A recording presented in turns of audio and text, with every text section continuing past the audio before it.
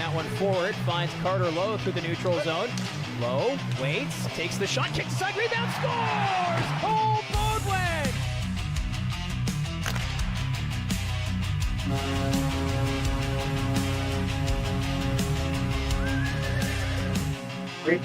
Welcome to Slush Puppy Place in Kingston as the Barrie Colts visit the Frontenacs this Saturday afternoon. It's going to take a little bit to get used to saying an afternoon broadcast, as typically we don't do afternoons on a Saturday. So it's a little different here, especially after last night's game up in Ottawa. Big win for the Barrie Colts, 2-1 over the Ottawa 67s. And with this quick turnaround, we'll see if they can continue that momentum.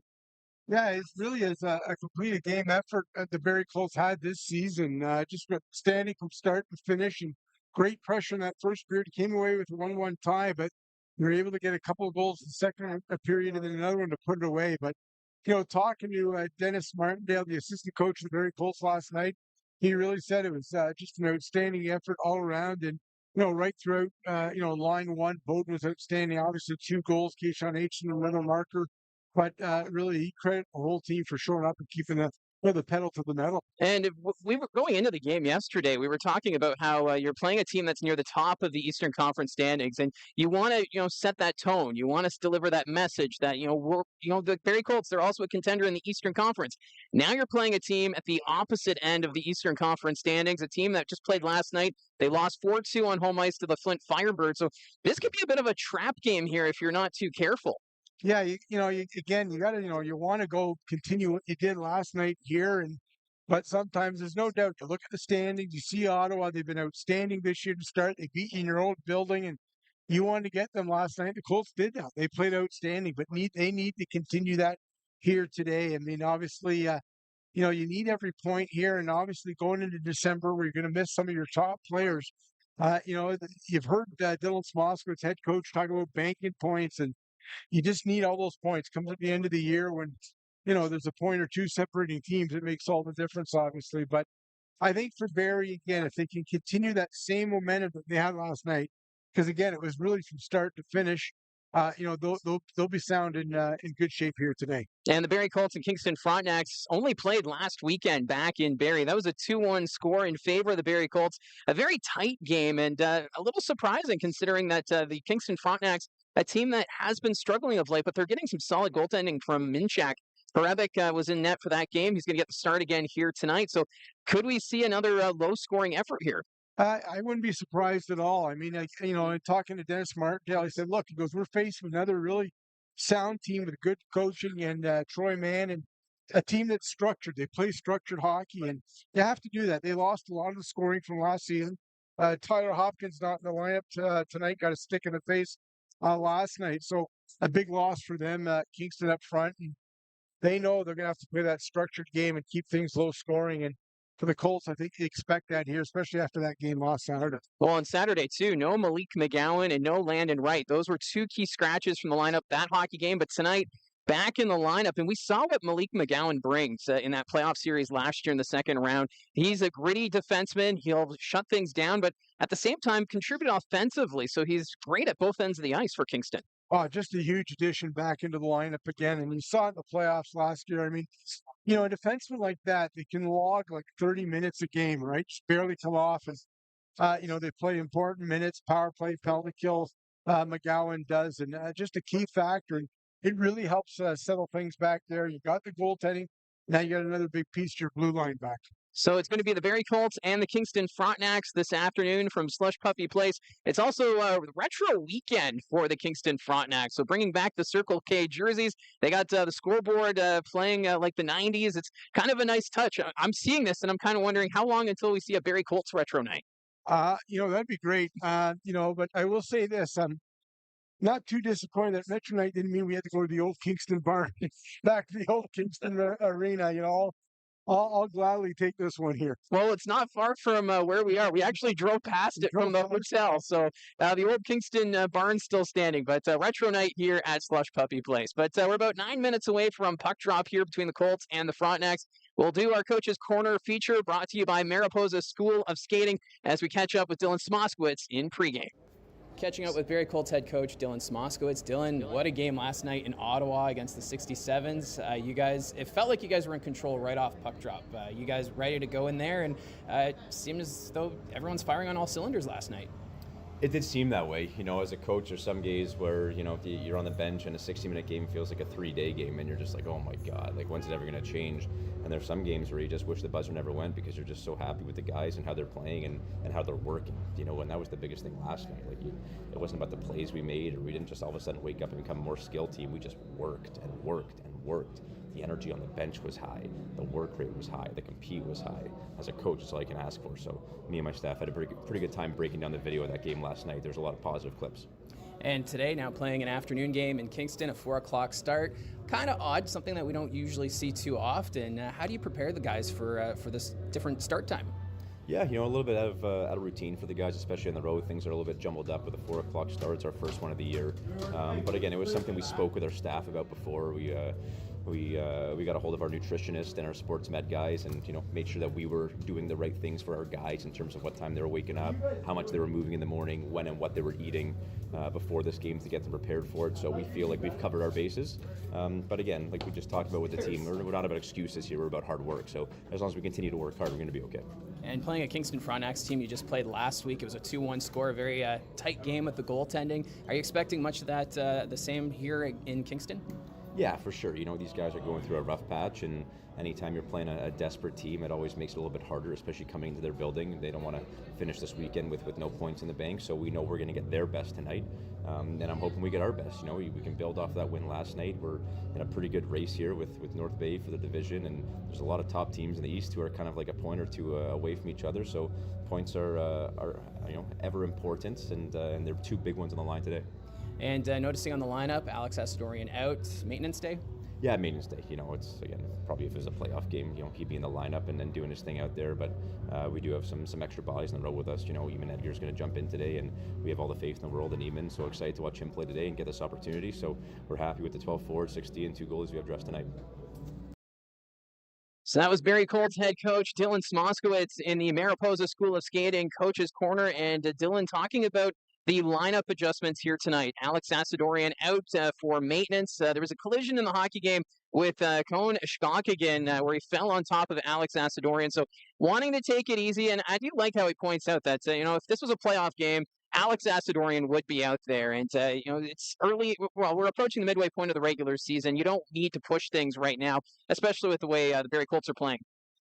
I mean, obviously you want to get him back to full health and make sure that he's all right. So you take the day off. And again, there's other guys, the old next man up, motto for Barrie. That means someone else is going to get an opportunity into the lineup. That means Eamon Edgar comes in tonight and he'll center that third line. And so, it gives these young guys an opportunity. And we're going to see that when some of these players go away from the World Juniors, opportunities to impress the coaching staff and maybe get themselves more regularly into the lineup. Yeah, so the depth is going to start to be tested here a bit for the Barrie Colts. Of course, still no Calvin Crombie. He's expected to be out a few more weeks before he returns into the lineup. And then with the World Juniors, we're expecting that Bodwin and Aitchison will join Team Canada for their preliminary rosters, and Emil Hemming with Team Finland. So this is, we're not in the later stages of the regular season, so you're not going to panic. But at the same time, it's nice to have that depth and that the Barrie Colts can see what they have as well before we even get close to the trade deadline.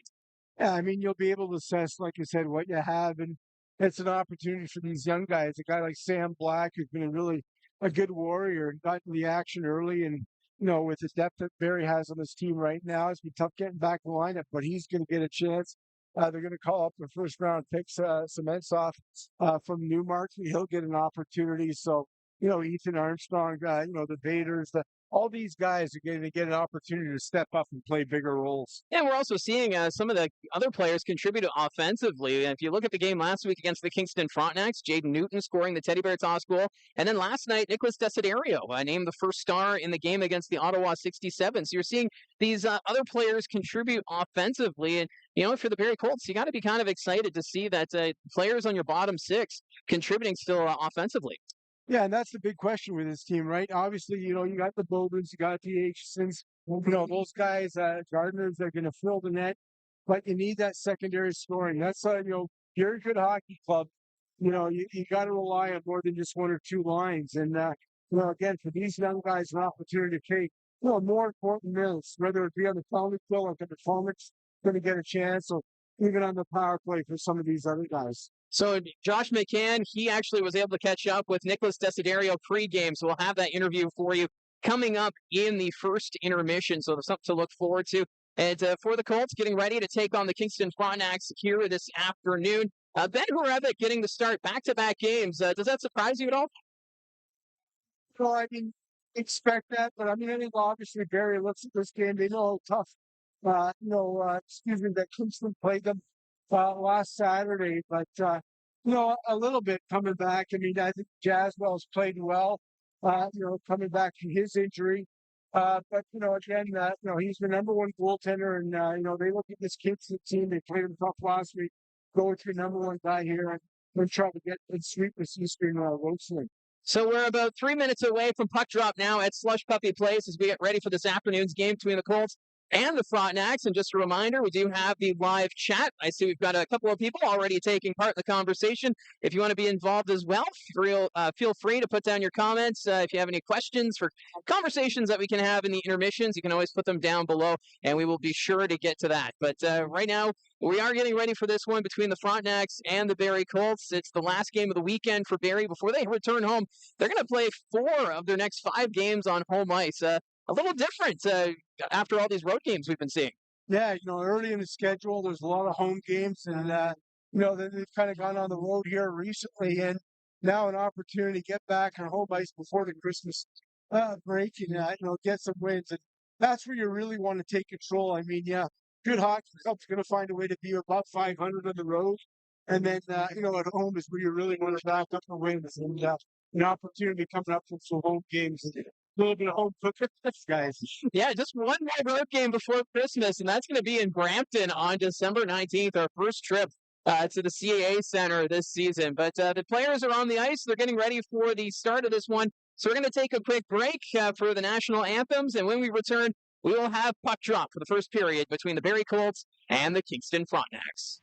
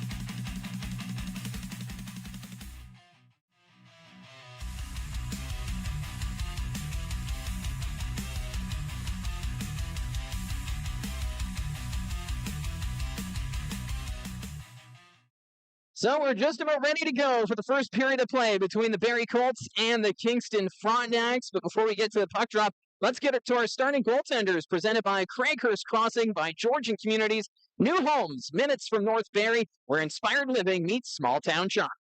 Start with a visiting Barrie Colts, 6'3", 204-pound Ben Arevic is making his 20th appearance.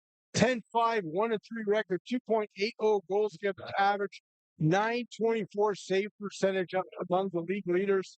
Goaltending Arevic got that start to win. He's won 5 straight.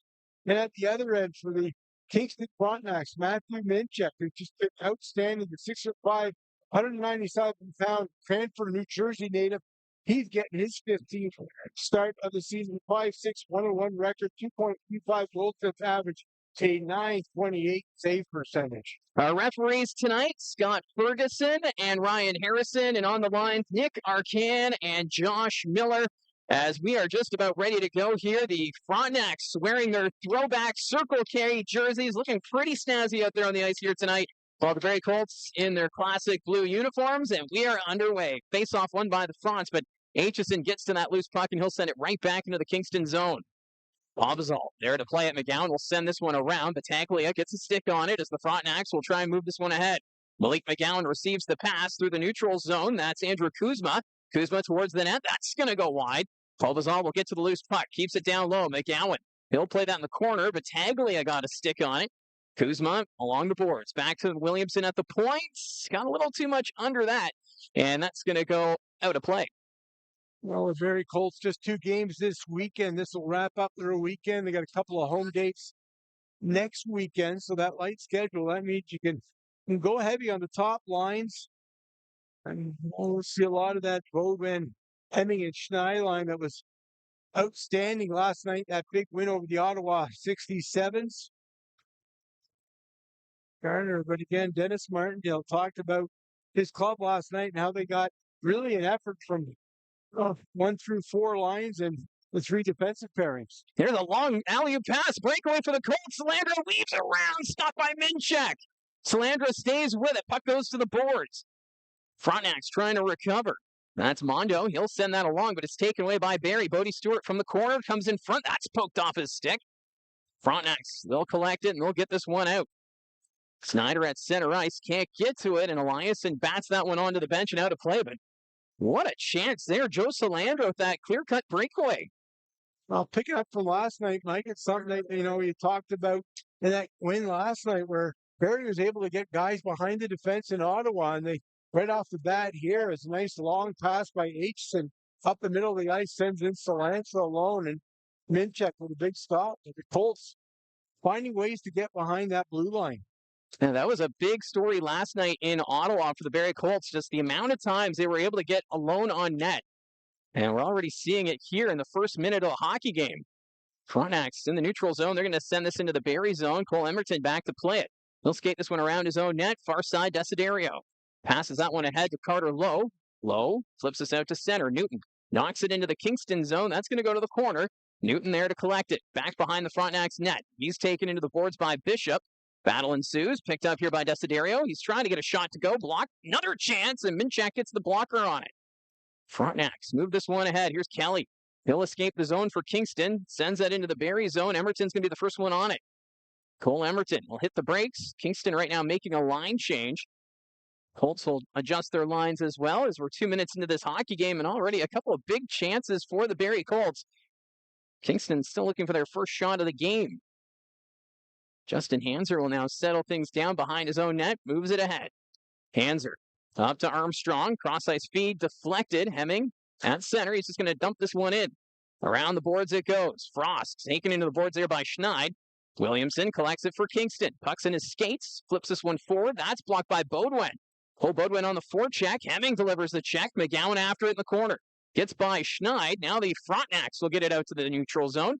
Hanser avoids one Kingston player. Puck's bouncing. Frontenacs carry it in. Passes it across. Here is Kuhlman. His shot on goal. And Harevic able to make the save as Kingston just getting that to go across the line and turned it into an opportunity. For the Colts and that forecheck that was so good last night, they get in deep that time. And Frontenacs get on a 3-on-1 situation, a quick shot there, and Areva kind of hauls that one in. But Barrie Colts very effective with that forecheck last night, able to kind of force that Ottawa defense into mistakes and keep pressure on. And that line of Bowden and Hemming, they're instrumental in driving that all last night. So Brad Gardner is going to be tossed out of the face-off circle, so in steps Bodie Stewart, taking the draw here against Kieran Dervin. Face-off won by the Fronts. Williamson gets it at the blue line, looks to the net, takes the shot, deflected wide of the net. Snyder in the corner, leaves it there for Dervin. Dervin comes back to the blue line, up to Williamson. McGowan gets it in his skates. Malik McGowan in a battle with Salandra, gets it away from him in the corner. McGowan towards the net, bounces off the pad of Harebic. Williamson can't hold on to that one. The Colts get it out. Bodie Stewart through center, knocked down by Dervin. Flipping into the zone was Gardner. Battle along the boards. Williamson, he'll send this one back. Dervin able to collect it now for Kingston. Goes over to McGowan, up the wing. Butter at center. He'll flip this one ahead, taken away by Eliasson. Kayshawn Aitchison now skates this one ahead. He's going to send it into the Frontenac zone, out of the reach of McGowan. Minchak puts it to the corner. Frontenacs with possession. They're going to send this one along the board. Snyder just tips this into the zone. That's going to go deep. Emerton back to play it for Barrie. Back behind his own net. Emerton leaving it there for Eliasson. He'll skate this one ahead. Up to Emerton on the wing. Govro gets a stick on it. On net. Minchak guides that to the corner. Back behind his own net. That's Lucas Moore. Up to Pobazal. That's blocked by Eliasson. A couple of Frontenacs collide. Govro digs it free. Govro to the net. Backhand. And Minchak will pounce on that. There's some miscommunication in the Kingston zone resulted in Govro taking it to the net. Opportunity there for the big guy and the young winger. And kind of watching Malik McGowan out there, Mike, he brings a whole different element to this Kingston blue line. And this is a team that's lost a lot of offense from that big team last year. A guy like that coming back in the lineup, just the creativity he brings from that back end, the ability to rush the puck and find it. You can see it already. Everything changes, and he just has an knack for finding open guys and that great vision to set up plays offensively. Well, he was such an impact player in the playoffs last year for Kingston up until he suffered that injury and missed the last few games of the series against Barrie. But with a healthy Malik McGowan, that adds another element to the blue line, and we're seeing that already here this afternoon. Ethan Armstrong, he's going to skate this one out for the Barrie Colts. Reaches center, his pass knocked down. Newton gets it to go into the Kingston zone. Right, backhand pass across. Sent ahead by Monjo, pucks at center ice. Weaving his way in is Matthew Frost. Frost fans on it, taken away by Desiderio. Now the Colts come back 3-on-2. Nicholas Desiderio takes a hit there from Mondo. Loose puck picked up by Moore. Moore sends this one around. Puck's at the point, knocked out down the ice. Hanser's going to come back to play it for the Colts. Hanser trying to take advantage of a Kingston line change, sends it ahead. Newton tips it in the zone. Henderson back to collect it now for Kingston. Behind his own net, he's chased out by Schneid. Henderson passing that one up to Andrew Kuzma. Kuzma will pass that one over to Pobazal. There's the shot, stopped by Harebic. Down low, Hemming. He's going to skate this one up for the Barrie Colts, weaving off the boards. Flips this one ahead to Beaudoin. It was a dribbler behind Cole Beaudoin. Pobazal now takes it in for Kingston. Pobazal, he'll peel back. His pass blocked by Hemming. Aitchison picks it up. Can't get it out of the zone. Picked up by Kuzma. Back to the point, Battaglia. Battaglia, his pass off the leg of Schneid. Pobazal picks it up on the far side for Kingston. Gets away from Passmore. His shot, that's blocked. Puck's going to come back to the point and escape the zone. Bishop ahead for Andrew Kuzma as the Frontenacs regain possession. Back to Bishop. Colts are going to make a line change here, as are the Frontenacs. Back behind his own net, that's Van Williamson. He's going to take his time moving it up. Leaves it for McGowan. Back to Williamson. Up the wing, Kelly got a stick on it, so no icing. That's going to go to the corner. Robin Kuzma, his pass over to Clark. He's knocked down by Eliasson, and that's going to be the first penalty of the hockey game as Eliasson delivers the cross check, and the Fronts are going to get the first power play of the night. Barrie able to pretty much stay out of the box and out of that penalty trouble last night. And Eliasson to take the first penalty of the contest here tonight. The Frontenacs getting it deep into the zone, and that little check from behind by Eliasson drives the call. The Frontenacs first man advantage for this contest. Now, the power play has been a struggle this season for Kingston. It's 20th overall at 13%, while the Barrie Colts penalty kill right now 15th at 75.2%. That penalty kill continues to improve, and it's going to be tested early on in this one as Carter Lowe is going to send it down the length of the ice. That goes off the end boards. McGowan back to collect it here for Kingston. McGowan being chased by Gardner right through center. He'll send this into the corner, right? Picks it up for the Frontenacs. Back to Andrew Kuzma. Settles it down. It was bouncing on him. Passes it over to right. Back at the point, McGowan. Malik McGowan passes this one over to Pobazal. Pobazal from the corner. Down low, Battaglia. Behind the Colts net. Back to Kuzma. At the blue line, McGowan. Kuzma gets it again. Backhand pass to Pobazal. That's behind him. And that's going to escape the zone. Power play down to a minute 20. Pobazal drops it for Kuzma. He's going to come off the boards. Passes it over. And the slot sheet stopped by Horebic. Firing that was right. Colts get this one out. Chasing after it is Beaudoin shorthanded. He's got Hemming going to the net. Beaudoin takes the shot. Rebound. And that goes wide. What a chance for Cole Beaudoin shorthanded. Frontenacs, they're going to skate this one ahead. That's Andrew Kuzma. Reaches center ice. Kuzma passing that to Battaglia. Battaglia going around the Barrie net. Stays with it.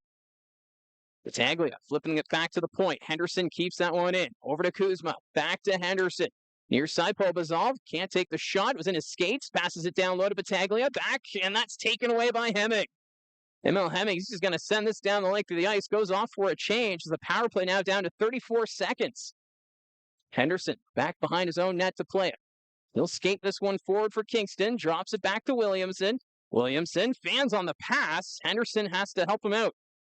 Dervin in the neutral zone. He'll skate this one ahead. Flips it into the Barrie end. Dervin catches up to it himself around the Barrie net. Kieran Dervin along the half boards. He'll hit the brace. Trying to skate to the middle. Stays with it. Passes it over to Williamson. Back to Dervin. Dervin looks to the net. Takes the shot into the crowd. Stopped by Horebic. Puck's bouncing and Henderson can't keep it in. And that'll do it for the power play. So Kingston now 0 for 1 on the man advantage. Under 12 minutes remaining in this first period. Still no score. Shots even 5 apiece. Henderson comes out from behind his own net. Frontenacs skating it slowly. That's Williamson. He'll just send that deep. First one on it is Ethan Armstrong. Off the end boards, gives it up to Hanser. Justin Hanser flips this one out. It's the neutral zone. Williamson gets it at his own blue line, sends it forward.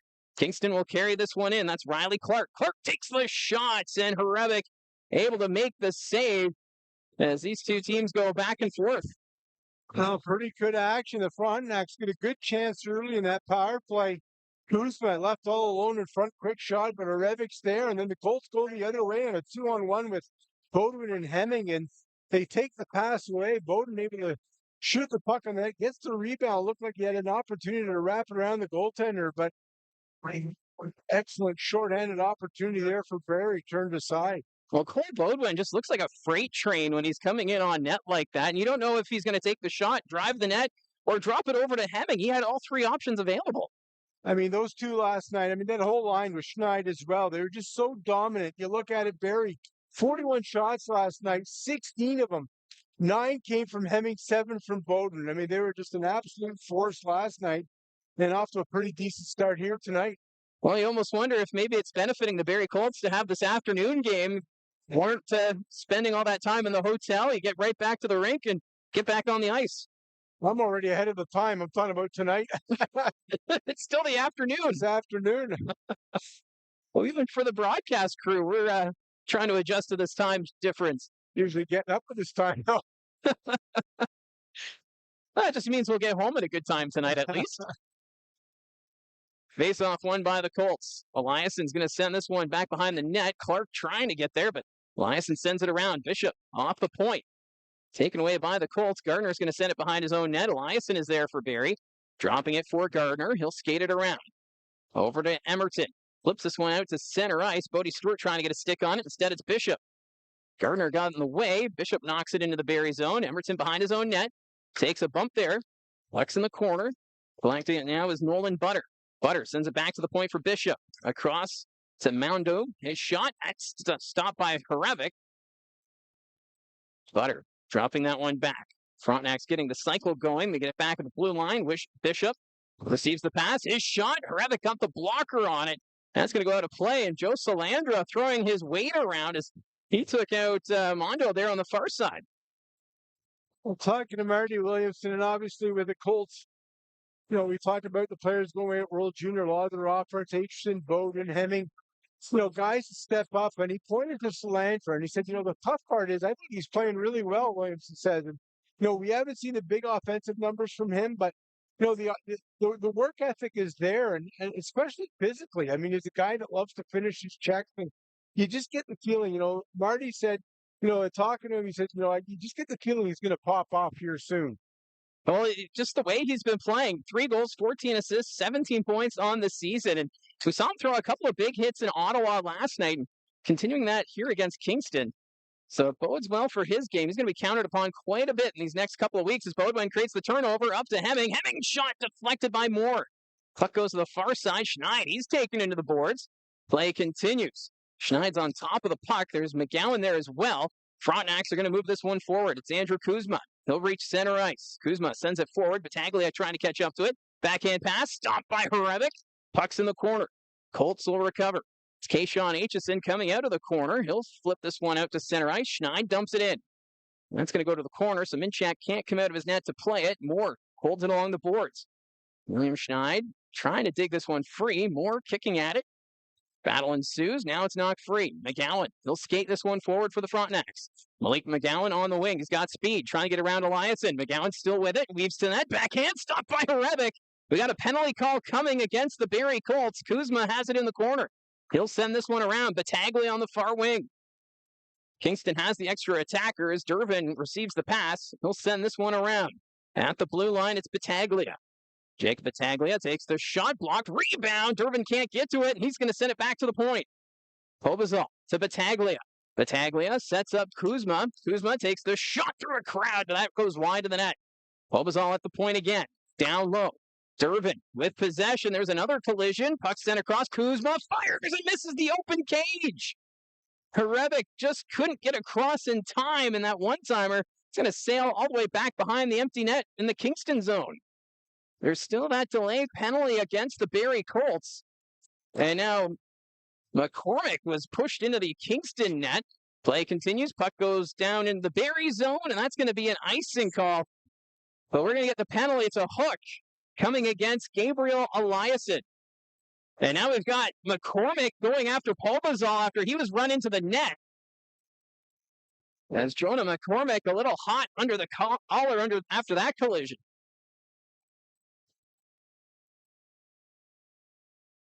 Oh, Will Bishop in there now, and now we got the Fronts with the second power play coming. I don't think there's going to be any more out of this. Leonard Evick, he's had to be sharp here a couple of times this first period. Shots 9-5 for Kingston. Horevic's been a lot busier than what we saw last night in Ottawa as the Frontenacs generating chance after chance. But now we've got 2 Frontenac players in the penalty box, Bishop and Pobazal. Nobody's in the box right now for the Barrie Colts. I thought Eliasson was being called for the hook. So right now the officials, Scott Ferguson and Ryan Harrison, are having a conversation at the timekeeper's bench. So now we got McCormick in the penalty. Oh, now Eliasson's been found. He was trying to hide on the bench.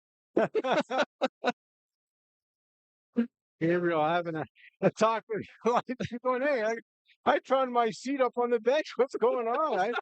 I was settled in for the next couple of minutes. There's a penalty? What? Against me? So we've got 2 players in the box for either side.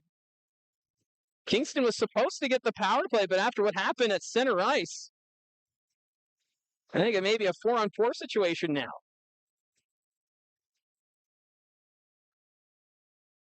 Well, that's a win for Barrie. I mean, Kingston was all set to have its second power play, and all that pushing and shoving after McCormick's being taken out. It looks like it's even things up here. Nothing's posted on the board yet. The timekeeper having a word with all 4 players. I think he's just trying to figure, okay, who's in the penalty box? What number are you? And how are we figuring this out? Remember, these two had that 7-game battle last year in the playoffs, and forget it. It wasn't that long ago. Memories are short. So they've now got the penalties on the board. We got Eliasson's number on the board for 2 minutes, along with Thomas Pobazal. So it looks as though this is going to be a 4-on-4 situation. So much for that second power play now for the Kingston Frontenacs. He was able to even out there, and it's McCormick getting brought down, even it up. I'll do it for the Bronx. Had an opportunity there for a second power play. Mind you, they were able to kind of keep Barrie without touching the puck there for at least almost a good minute. And they had a couple of good looks. Yeah. Like Kuzma had the one-timer that went wide over the net.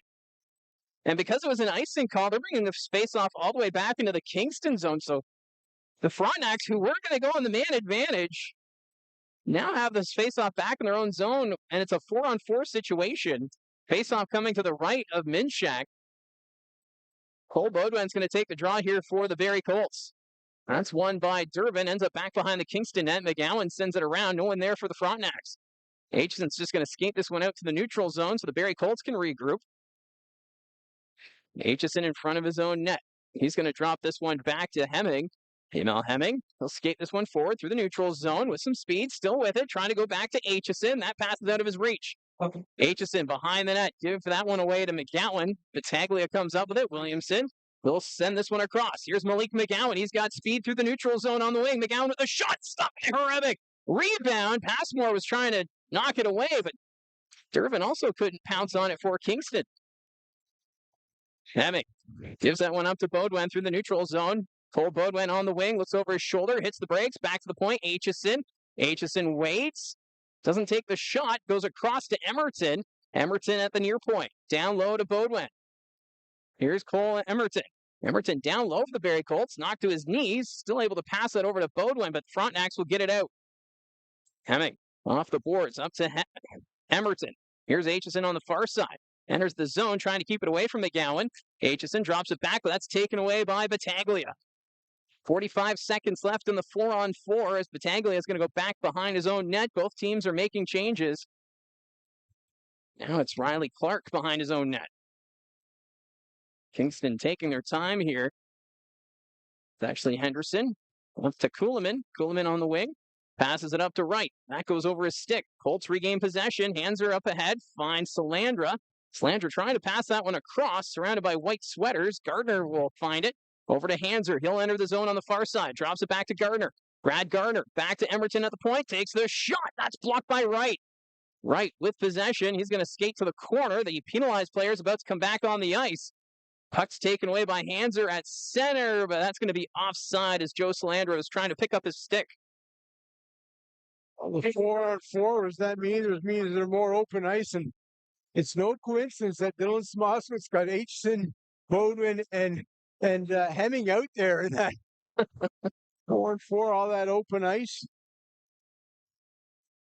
How dominant they are in the overtimes, the 3-on-3, when you got Baudouin, Hemming, and Aitchison out there. Well, when the opportunity provides itself, you got to try and take advantage. But still no score here at Slush Puppy Place. 10-5 now, the shots in favor of Kingston. Face off outside the Frontenac's blue line. Clark is going to send this one ahead. The two penalized players back on the ice, so it's 5-on-5 again. Carter Lowe runs into Bishop. Here's Jaden Newton. Newton to the net, takes the shot, stopped by Minchak. Newton behind the Kingston net, facing some pressure there from Mondo. He'll send it back to the blue line. Armstrong to Eliasson. Eliasson trying to go back across. Puck's bouncing there on Newton. Can't control it, but he keeps it in the zone. Newton this time, though, loses it. Now make that Robin Kuzma. He's going to skate it ahead. There's the pass, but puck goes wide to the net. Newton sends that one to the near side. Desiderio sends it ahead. That went off Moore. Colts get this one down the ice. 6 minutes remaining here in the first period. Henderson will skate it back behind his own net. Frontenacs regrouping here as they complete a line change. Now it's Matthew Henderson who will pass it over. Moore up to Battaglia. He turns that over, gave it to Hanser. Hanser at center ice. He's going to dump this one in. Around the boards it goes. Henderson will be the first one on it here for Kingston. Back to Moore. Lucas Moore behind his own net. His pass deflected. Edgar got a stick on it there. Schneid with possession. William Schneid sends it around the boards. After it is Bodie Stewart.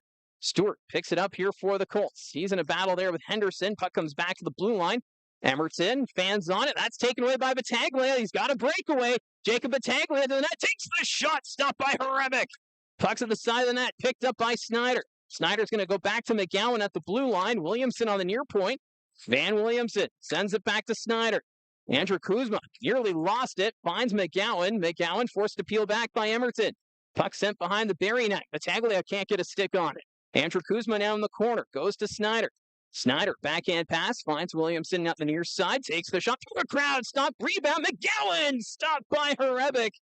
As the Kingston Frontenacs getting the pressure, but Ben Horebic standing tall.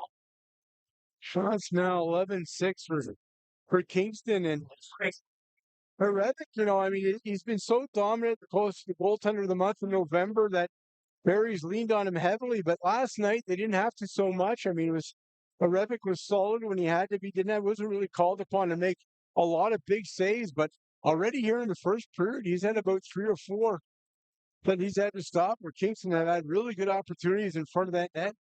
Well, the Frontenacs, once they're in the offensive end, that line with Kobazal, Kuzma, and Battaglia, great job cycling the puck. And then when you got Williamson and McGowan at the point, so many options for the attack.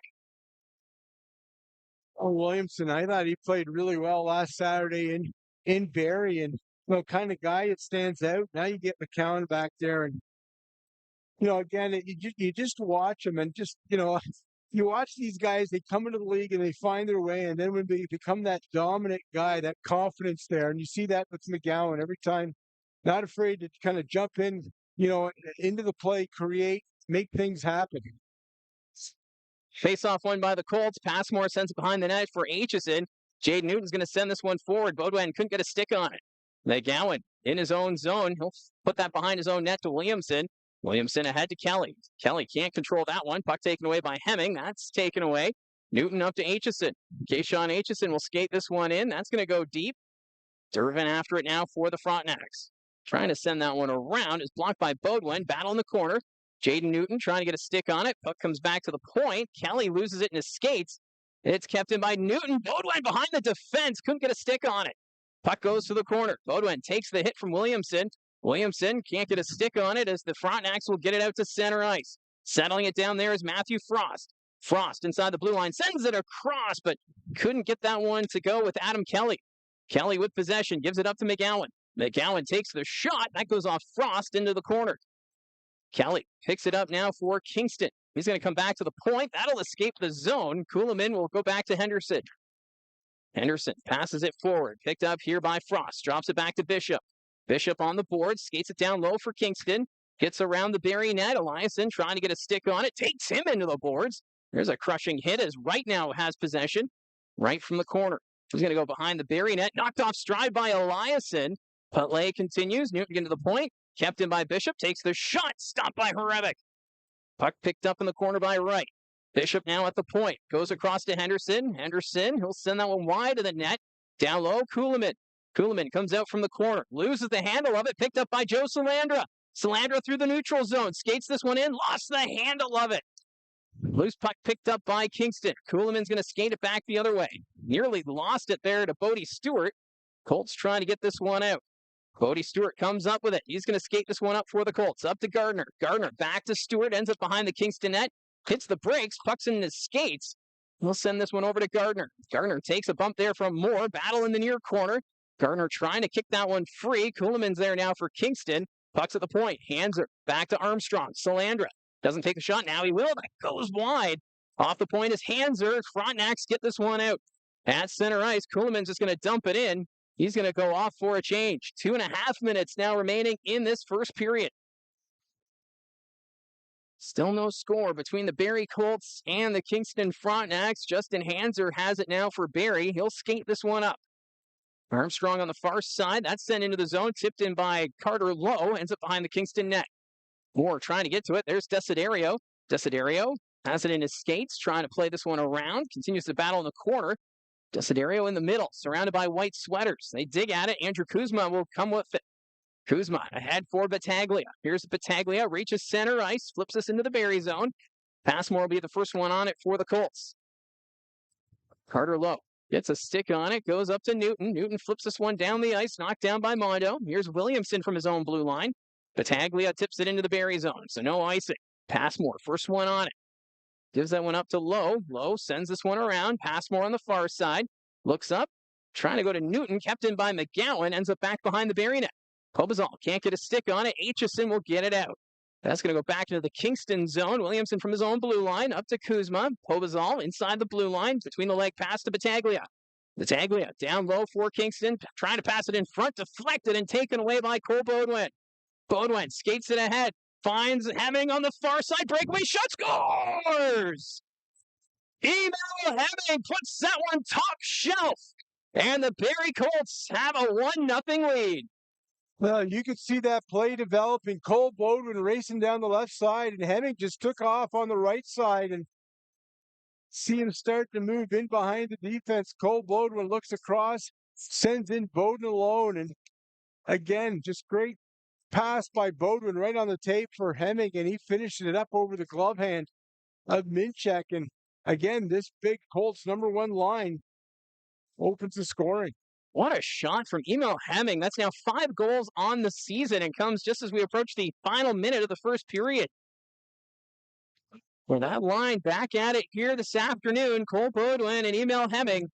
Now the Frontenacs looking to respond in the final minute. Schneider's shot, and that goes right into the glove of Hrebeck. As Kingston trying to respond quickly here.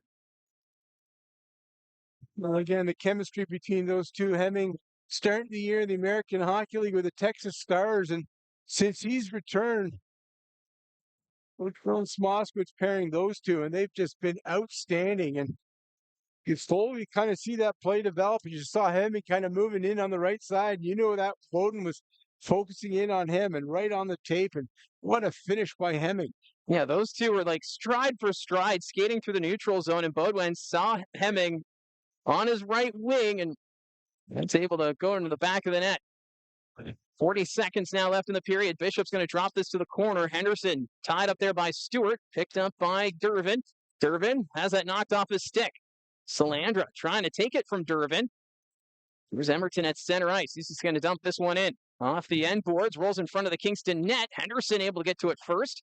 Henderson tripped up there by Gardner. Puck comes back to the point. Emerton with it. He'll take the shot. That's deflected in the netting and out of play with 16.3 seconds remaining.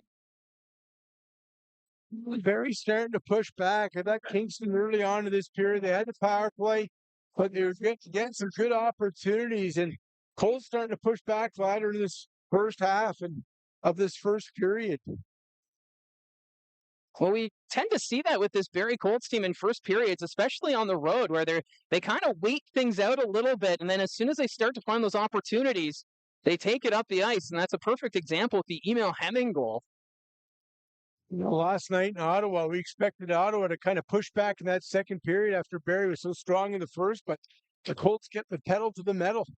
There's a shot from Kayshawn Aitchison right into the chest of Minchak, and he's going to hold on. And this Kingston Frontenacs team, they're a team right now struggling 8-game losing streak. And you kind of get the sense that maybe some desperation may start to show up here with this Frontenacs team. And, there's no doubt after that big run last year, it's a different Kingston team, but, they compete night in and night out. And that game last Saturday in Barrie, that was tooth and nail with the Frontenacs. And it started that way here in this first period here tonight. And that's going to be sent into the Kingston zone. And there's the buzzer as the Barrie Colts have a 1-0 lead after the opening 20 minutes. And, this is a Kingston Frontenacs team. We were just talking about how, yes, they're struggling. They're having a hard time. They had a great game against the Barrie Colts last Saturday. But Wednesday night, the Frontenacs were in Brantford and actually had a 1-0 lead right up into the third period. So we know that this is a Frontenacs team that can stay in it with games, but it's the goal scoring that's been a bit of an issue for Kingston. They're a pretty good structured team. And again, you look at the offense, and then you got Tyler Hopkins, who's such a key and integral part of this offense, along with Battaglia up front. I mean, that's a big guy to take out of the lineup, and they miss him tonight. But again, I mean, they created some chances. They generated chances in that first period. Revic had to be sharp. Again, Bowden and Hemming, they're going to create offense. And we saw that in the latter stage of this first period. And I thought it was also interesting in the first period that Jaden Newton was getting a lot of ice time there with both Baudouin and Hemming. Right now, it's supposed to be Schneid on that left side, but Jaden Newton, I've been seeing a little bit more of him and fit in quite nicely there with those two.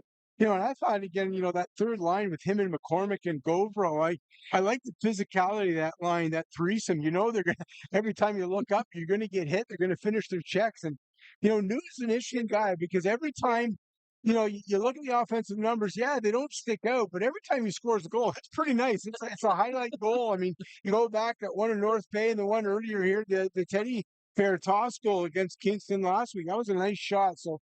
I mean, again, he's one of those guys that, sneaky. You got to keep an eye on him. You think, the numbers, but when he scores, they're beauties. Yeah, Jaden Newton coming into this game, 2 goals, 5 assists, 7 points, but fitting in quite well on that line with both Cole Baudouin and Emil Hemming. So it is the first intermission, and before the game, Josh McCann had a chance to catch up with Nicholas Desiderio, named first star last night against the Ottawa 67s. I know we were a little surprised seeing him named the first star, but still, he had a pretty good game last night. Yeah, he's just a kid that works. And again, he's one of those guys that he's going to be a banger out there and crasher out there. And, you see a little bit of offense. And again, it's his first year. You forget it's his first year in the league. You find your way. And, he's becoming more and more effective each game. You see that growth in his game. And, he had a pretty good game. Yeah, maybe you think, okay, maybe Bowden should have been first star or so on. But hey, he's earned it. He had a pretty solid game last night. So with him having that great game last night, it earned him a chance to chat with Josh McCann pregame. And here's the conversation with Josh and Nicholas Desiderio. Joined by Colts forward Nicholas Desiderio. Nicholas, it's your guys' third day on the road, second game in 2 nights, less than 24 hours apart. Are you guys getting a bit tired, or are you heavily motivated for this one? Yeah, it can definitely be a lot on the body, but we're just going to pound through, no excuses. So we just have to get in early here and not let up on the gas and take it to them. Now, sometimes on the road, it's hard to get adjusted with sleeping in hotel rooms, eating different foods. Is there anything you do to try and get adjusted and make it feel more like home? Yeah, just like a lot of stretching, be hydrated, and then get the legs going to be ready to get on the ice. It felt like last night against Ottawa, not only your line, but all 4 lines were really rolling last night. You guys had some great opportunities, and it led to a goal for yourself as well. Yeah, like when we stay connected and we play as a team, it's very easy for us to be ahead of the competition, and it's really good to be connected.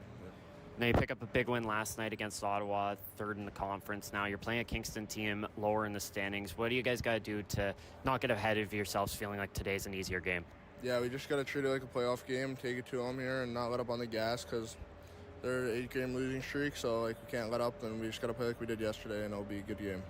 Now your first year in the CHL, coming over from the United States, how has that adjustment been? Has there been any differences you've noticed? Yeah, the hockey's been a lot more physical and faster for sure, so it's been pretty good getting adjusted in practice. We go hard, so it's very game-like, and it really helped me out during the games. What's it been like with Joe Salandra, Hagenbach, William Schneider, other Americans?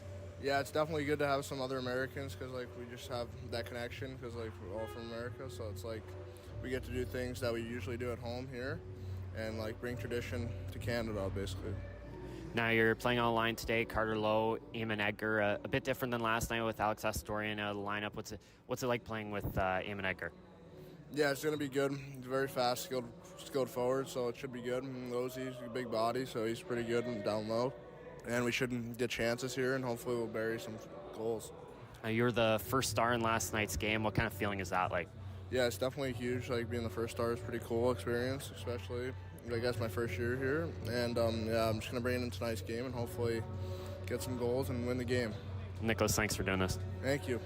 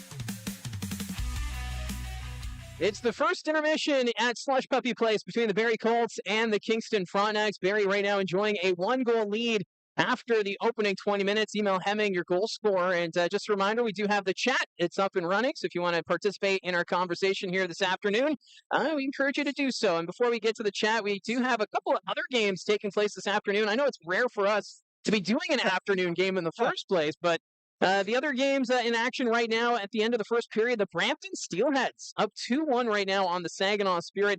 And the Brantford Bulldogs leading the North Bay Battalion 2-0.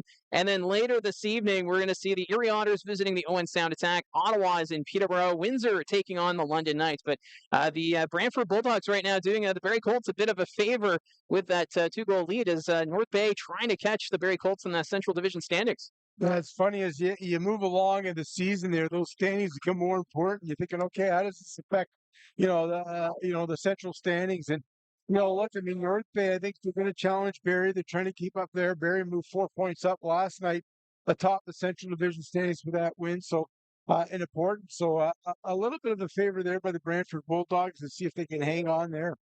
So the chat is open, and we see Richard pointing out that it seems like Barrie has a bit more discipline since the Sudbury game. Not as much time in the sin bin. Yeah, it's been a focus for them, right? I mean, you talk about the struggles of the penalty kill, but, the best way to do that is don't put them out there. But, they've gotten fairness to the penalty kill, been much better here. They're getting stronger as the season moves along. But, the key thing is Barrie takes penalties. And they're the ones that in the offensive zone, they're not the good type penalties. And it's something that they've been trying to address and get better at. And I think they have done a good job. It's good to point that out because they have done. They've been much better. And, again, it just really, because 5-on-5, they've been so good, right? They've been so, it's one of the things that Dylan Smoskowitz talks a lot about is just how well they played 5-on-5. And, again, when you're shorthanded, giving up those key scoring opportunities to other teams and much better of late. And it's interesting because it was, I believe, that Sudbury game where we talked to Dylan Smoskowitz in the pregame, and he mentioned that they brought in a former teammate who's now an official, and they had a Zoom chat where they went over all the penalties the Barrie Colts were taking up to that point and saying, what is a penalty? Maybe what's a misstep by the referee? But, you give credit to Smoskowitz finding ways outside the box to try and teach the players to be a little bit more disciplined and what to look for, especially during a game with an official. Yeah, it's former coach Alex Lukowski, the defenseman, right? That comes in like that. And, it's creative ways and just ways to find a way to get that message across to the players. And who better to do it now than an official, right? That used to play in the league, understands that and importance. And I think it's starting to pay off a bit. Like I said, we've seen that improvement.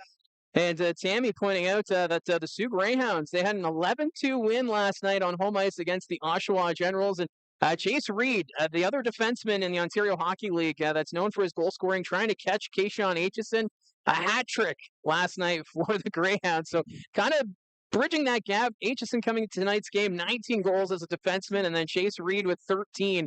It's, what an impressive effort last night by the Greyhounds. Well, Chase Reed, one of the top prospects for this year's NHL draft. I love his game. And, I mean, you saw it when Barrie was in there a couple of weeks ago. He got a big goal late in that one. And, again, he's one of those guys that just plays a sound game defensively, and then he has that offensive flair. And, you're right. He's one of the best defensemen in the OHL.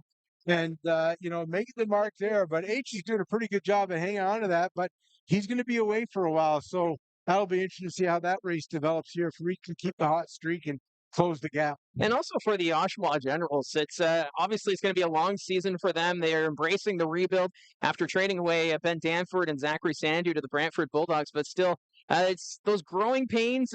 You play a team like the Sioux Greyhounds, you give up the 11 goals, but this is a team that's well coached, and you know that this Oshawa Generals team is going to turn it around over these next couple of seasons. Yeah, look, they're doing what the right thing is, right? You got to rebuild and add some draft picks, add some young players to the process.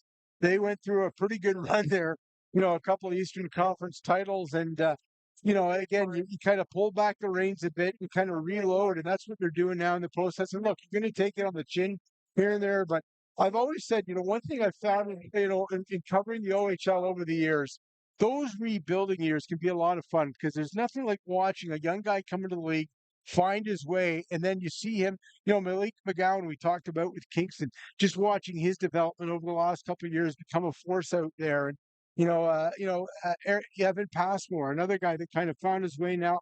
He's a key staple on that blue line for Barrie. It's just, that's a fun part of watching the growth in these young guys' games. Yeah, and it's going to be fascinating to see what the Oshawa Generals do next. And obviously, they were hoping a player like Beckett Seneca would also come back from the Anaheim Ducks. He stays in the National Hockey League. No. What a haul they could have received if Seneca came back. Yeah, I mean, honestly, that's one of those ones where you're happy for the guy, but come on, like we could have, we could have reeled in. But you had a feeling with Seneca, the size, to begin with, that he can kind of take that physicality up in the next level. And he's not a guy that's afraid to go to the corners, go to the front of the net. I love his game, and he stood out. I'm not overly surprised that he's finding quick success in the NHL. I think that's a guy that I don't know why, but it's always like Corey Perry comes up to me when you see him, that big physical winger that could put the puck in the net. Well, he's looking really good with the Anaheim Ducks right now. I know when we stopped out for dinner after the game last night and they had the Ducks game on the TV, and every time he's out on the ice, just his creativity, and it's fitting in so well with the Anaheim Ducks. And unfortunately for the Oshawa Generals, not able to recoup picks or prospects at the trade deadline. But it's fun to see what Seneca is able to do. And then Richard, commenting on Gabriel Eliasson, has to be careful with his stick, seems to get him in a little bit of trouble. And we saw that in the first period, taking a couple of penalties. There was the trip and the cross check. And I think for the Barrie Colts organization, trying to work with Eliasson to really improve on that discipline.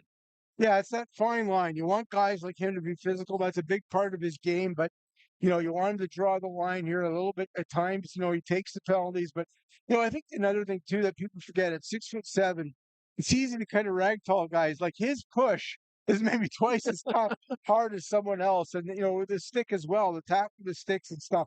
He's a big, strong guy. And I think he forgets that at times. And he gets himself in trouble. But look, he's a second-round pick of Ottawa. And, I think he's going to be in the NHL. Just that physicality that it brings. Willing to stand up for his teammates and so on. And again, he plays a steady game back there, right? But I don't think there's any doubt, that you want him to kind of draw the line and be careful. But you don't want him to lose that physicality because it's such a big part of his game. Yeah, we've heard too that the Ottawa Senators are pretty high on Gabriel Eliasson and everything that he brings. Yes, he's taking a lot of penalties, but at this junior level, he's still learning the North American style. You can tell from last year to this year, his penalties have dropped off, because last year you could tell he was having a hard time with throwing the hits because he wants to be physical. But now we're starting to see it. He's making that adjustment and not taking as many penalties. All I say is, where's Don Cherry when you want him? Remember, he used to go off and about how Swedes, they're not tough guys, they're not this. He hasn't met Gabriel Eliasson. And, it's one of the things I've been memed. I haven't got an opportunity to ask Gabe about that, if he knew Don Cherry and so on. But, it's kind of like one of those things that Cherry used to go about, how they're not physical, tough guys. Well, I'll tell you, anybody who plays against Gabriel Eliasson knows how tough he is. And, he's the complete opposite of what Don Cherry used to talk about Swedish players. Yeah, the Barrie Colts defense, one of the grittiest in the Ontario Hockey League. When you've got Eliasson, his size and strength, Passmore, he's not afraid to mix it up. And then Kayshawn Aitchison, we see him in every aspect of the game with the Barrie Colts. He'll mix it up physically. He'll score you the goals. He'll be the playmaker, probably the best open ice hitter in the OHL. So the Colts, that defense, not the easiest to play against. No, you look at that core, Evan Passmore, and then, there's a lot of big bodies back there, right?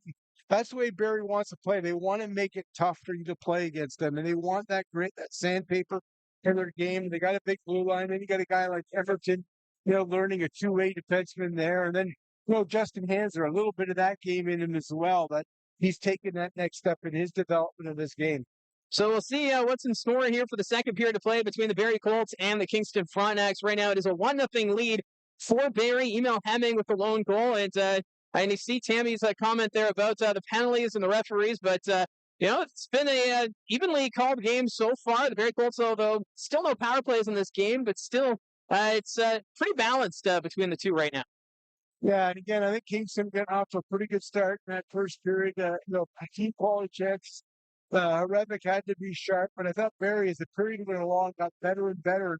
It'll be interesting to see if they can continue that here in the second period. So the players are coming out onto the ice. So we will get ready here for the second period of play between the Colts and the Frontenacs. It's going to be 5-on-5 to start this second frame. As the Colts, they scored that late goal. We'll see how much of a factor that is in this hockey game. As usually those late goals can have quite the impact going into the next period. We'll see how the Kingston Frontenacs respond.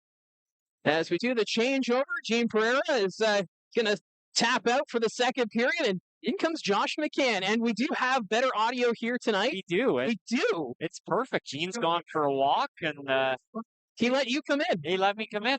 And you did a great job interviewing Nicholas Desiderio. I know you had a crowd surrounding you with players. I was getting a bit concerned. I thought we were going to have to do about 3 or 4 more interviews with the amount of guys. They were just coming over to climb up into the seats and get some warm-ups started, but they were crowding around me and Desiderio there for a minute. We also kind of confused him a little bit. He kind of thought, I guess, I was doing the interview. Yeah, well, he came over and he was looking at you, and then you probably scared him. You looked at me and you go, "This guy asked the hard questions," and then he turned to you and he was like, looked like he wanted to be interviewed by you, and eventually You got it done. You did great. I got him, and Well, thank you for doing that. thank you. So we're just about ready to go for the second period of play here between the Colts and the Frontenacs. 1-0 score right now for Barrie. We want to thank all those who are taking part in the chat so far. And if you want to participate in the chat, we will be looking at those comments again come the second intermission. And for all those tuning in for the first time, if you haven't subscribed to the channel yet, may we encourage you to do so you'll be notified the next time we're on the road, which will be on December 19th. When the Barrie Colts travel to Brampton to face the Steelheads. It's only the second meeting this season between the two Central Division rivals. Just the way the schedule's been is a little on the strange side. Yeah, we haven't even gone to Brampton yet. We're already done with Sudbury. We've only been to North Bay once. It's a bit of an interesting start to the year, and we've been on the road a lot as of late. So we get almost 2 weeks of home ice, and then back out on the road for a couple more games before New Year's. Yeah, we don't have to share a vehicle for the next 2 weeks. So this second period now underway. Face-off won by the Colts. They're going to chip this one deep into the Kingston zone, and that's going to be an icing call early on here against Barrie. Well, we got some home games coming up. We could share vehicles for fun. Sure, I guess we could do that. Next, we're back on home ice Thursday when they take on the Owen Sound Attack. It's already the 4th meeting between the two teams, but the first 3 were end of September and early October. It feels like a long time since we've seen Owen Sound. Well, it feels like it was a whole different Barrie Colts team back then. They were really struggling for wins, and they lost all 3 games. So they're looking for revenge, especially after that last game being 6-0. So the Frontenacs keep the puck deep in the Barrie zone. Schneid along the far boards. He's going to play it, sends it across. Picked up here by Passmore. Evan Passmore reaching center ice. He'll skate this one in for the Colts. Passmore, backhand pass, deflected by Williamson. Puck goes to the corner. Schneid crashing into the boards. Lost his footing. Frontenacs moving up. Hobazal up to Andrew Kuzma. Far side Battaglia. He'll dump this one in. Puck goes behind the Barrie net. McGowan run over there by Passmore. Chance for Battaglia. Stopped by Horebic. As Battaglia getting a couple of looks. But what a stop there. Ben Horebic.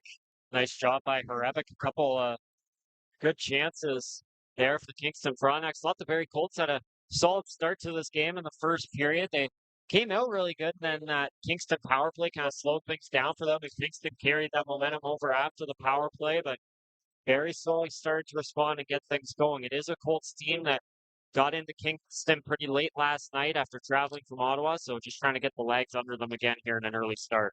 And the Frontenacs also playing last night, but had the benefit of being on home ice against the Flint Firebirds. As that puck goes deep into the Kingston zone, Gardner there to play it for Barrie. Back behind the Kingston net. Henderson ties up Gardner. Stewart's there, knocked that one free. Butter in the corner. Gardner took it away. Puck's sitting there. Now it's sent ahead. Durbin chips this one into the Barrie zone. Emerton's going to chase after it. Butter's there, but he cuts him off and ends up being an icing call now against the Kingston Frontenacs. Kingston highly motivated in this game. I mean, coming in, there's 8 straight games. The Ice Dogs passed them for 6th in the conference last night, and wanting to get things back going. And they play a segment on the Jumbotron where they're interviewing the head coach, Troy Mann, for the game. It's a clever man-to-man title. But he said he liked the way that they've played as of late. The bounces just haven't gone their way. Well, they've been playing some good defensive hockey. It's just the goal scoring has been a problem for the Kingston Frontenacs. Obviously, with a lot of players graduating from last season's team, still trying to figure things out.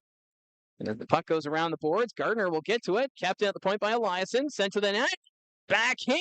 Stopped by Minchek. What a chance there for Bodie Stewart. Well, Bodie Stewart over the last 2 days keeps finding himself alone out front of the net, but not able to get it past the netminder again. Makes a nice move to his backhand as it was Gardner sending it back to the point, and Eliasson gets it down low, and Stewart with the backhand were able to fight off Matthew Henderson there out front, but Ishnak able to make the save.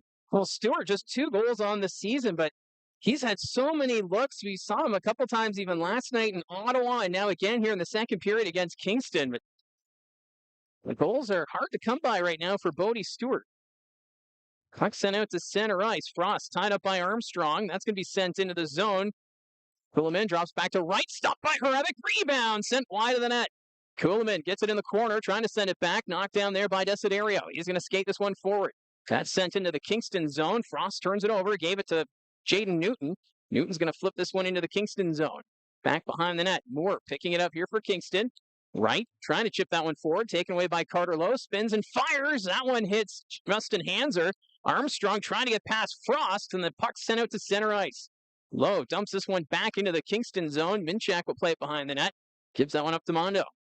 Mondo up the wing, tipped into the zone by Frost, so no icing. Puck goes deep. Aitchison after it here for the Colts. That's taken away by the Frontenacs. That's Landon Wright. Wright dropping it back behind the net. Robin Kuzma trying to get to it. He's tied up by Armstrong. McCormick up to Aitchison. Kayshawn Aitchison, he'll reach center ice. Skates this one in the zone for the Colts.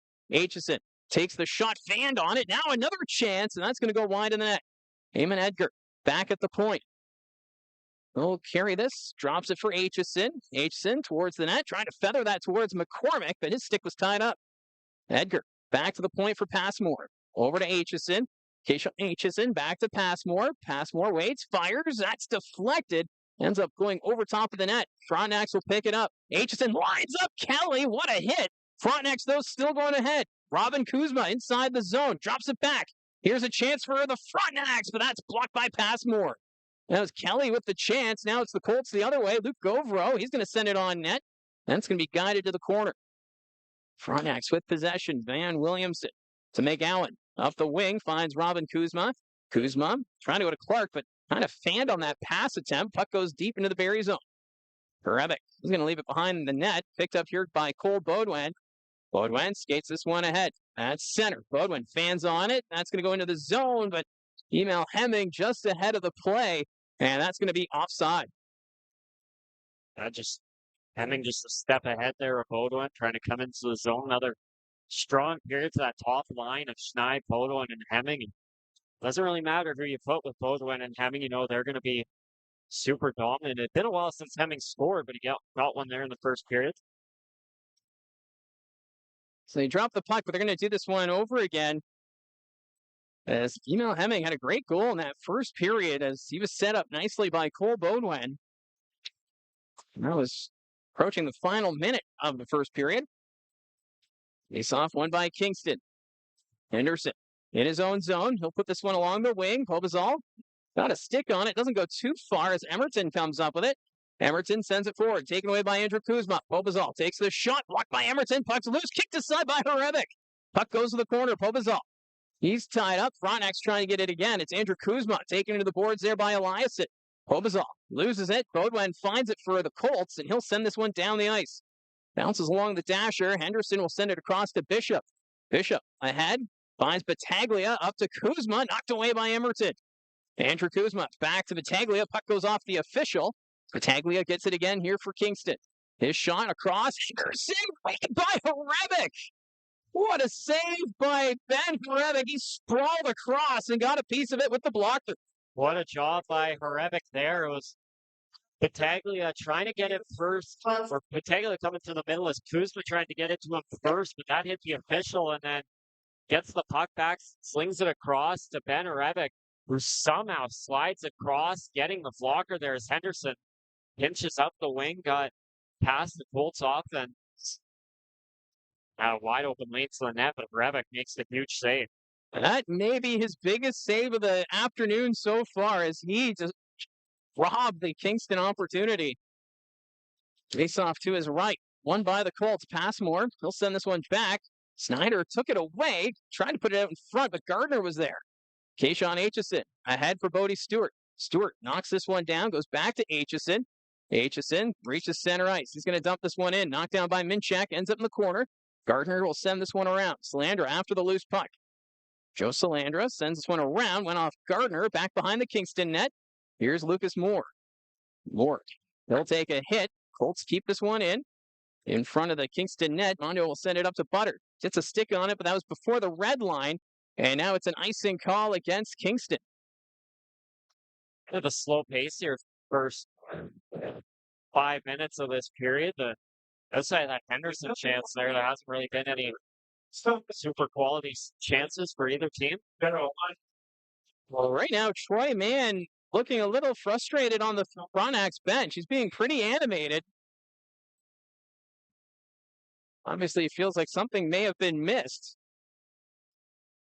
Ace off to the right of Minchak, won by the Frontenacs, putting it back behind their own net. Mondo will find it. Long pass. Well, it's going to go off the leg of the Kingston player, Snyder, and another icing call against the Frontenacs, who right now are having some difficulties just getting the puck up the ice. Frontenacs had some offensive issues this season, and it kind of starts at the top of Jacob Battaglia, one of their best players last year at 90 points. He's only got 19 points in 27 games so far this season with 11 goals. And I know they're missing a couple players, but it would help out if some of their stars were playing up to their capabilities. There's a shot stopped by Minchak. The Kingston Frontenacs send it down ice again. Won't be enough for icing this time around, so they can make a line change. Armstrong has it behind his own net. Up to Carter Lowe. Lowe reaches center. He's going to dump this one in. And ends up behind the Kingston net. Minchak plays it ahead. McGowan up to Butter. Butter sends this one across. Picked up there by Landon Wright. Wright toe drag. His shot over the nets and out of play, as that one was deflected by Gabriel Eliasson with 14:19 remaining in the second. Good tip by Eliasson. He's took a couple penalties in the first period, trying to improve here in the second and stay out of the box. For the rest of the Colts, it was a pretty disciplined period. McCormick got the only other penalty, but it's almost a smart penalty. He was kind of going after a couple of the Frontenacs players and baited them into a penalty to negate that one power play. Yeah, we've only had one power play so far in this game, and that was for the Kingston Frontenacs. That was early in the first period. As the Colts get this one back to the Kingston blue line. Trying to move this one ahead. Battaglia gave it up to Kayshawn Aitchison. Puck's at center. Bodwin losing it to Kuzma. Battaglia has that one knocked away. The puck's just bouncing between the blue lines. Williams into McGowan on the near side. McGowan's just going to dump it in, deflected to no icing. Around the boards it goes. Battaglia waits for it, knocked away. Shot from the point, blocked by Passmore. Hemming up ahead to Cole Bodwin. Bodwin over to Schneid. William Schneid trying to go back to Hemming. Was knocked into his skates by McGowan. McGowan with the hit. Puck comes around the boards. Aitchison gets it at the point for the Colts. Aitchison just flipping that one to the corner. Schneid will collect it. Schneid drops it back to Hemming. Emil Hemming comes out of the corner. He's run over by McGowan, and now the Frontenacs moving up 3-on-1. 3-on-1 now. It's Kuzma on the wing. Passes it across, and that goes off the skate of Emerton. Cole Emerton disrupts that 3-on-1 opportunity for the Frontenacs, and the puck sent back into the Kingston zone. Henderson up to Povazov. Povazov up to Battaglia, trying to go between the defense, but he's forced to peel back. Battaglia at the point here for Kingston. Goes to Bishop. Bishop drops it back to Battaglia. Battaglia, his shot blocked by Elias inside of the net. Stopped by Horevic. Frontenacs just trying to get the pucks on net. They're out shooting Barrie 19-15. As Eliasson is going to dump this one in. Henderson on the near side to play it for Kingston. Bishop behind his own net. Up to Kuzma in front of his net. Lost the handle of it. Puck's loose. Looked like there may have been a high stick, but play continues. Nope, they're going to call it. I see the arm up. And now they will call it. It's going to be a high stick against the Barrie Colts. So the Frontenacs, they'll get their second power play of the afternoon. Yeah, that was Eamon Egger. This was going to be 2 minutes. Puck was lost there out front of the Frontenac net. And Egger with the Stick up there. At first, it didn't look like it was going to be called 'cause the official right beside them didn't call it, but then the back official does get it called. And Frontenacs get another power play. Well, it just looked like when Edgar was reaching for it, the puck was just sitting there, and the puck stick went up the stick of Andrew Kuzma and just struck him in the face. But we'll see what Frontenacs can do here. Is they've been having some difficulty getting pressure on the Barrie Colts. Well, I believe McGowan makes a great play. Runs Hemming into the boards, takes him down, sends it back the other way with Kuzma and Jacob Battaglia. But that's once they got to the zone on the 3-on-1, it just died out, and they didn't really get a chance to that. And then Battaglia looked like he had some room. He couldn't get to that again. It's just really nothing there for Frontenac.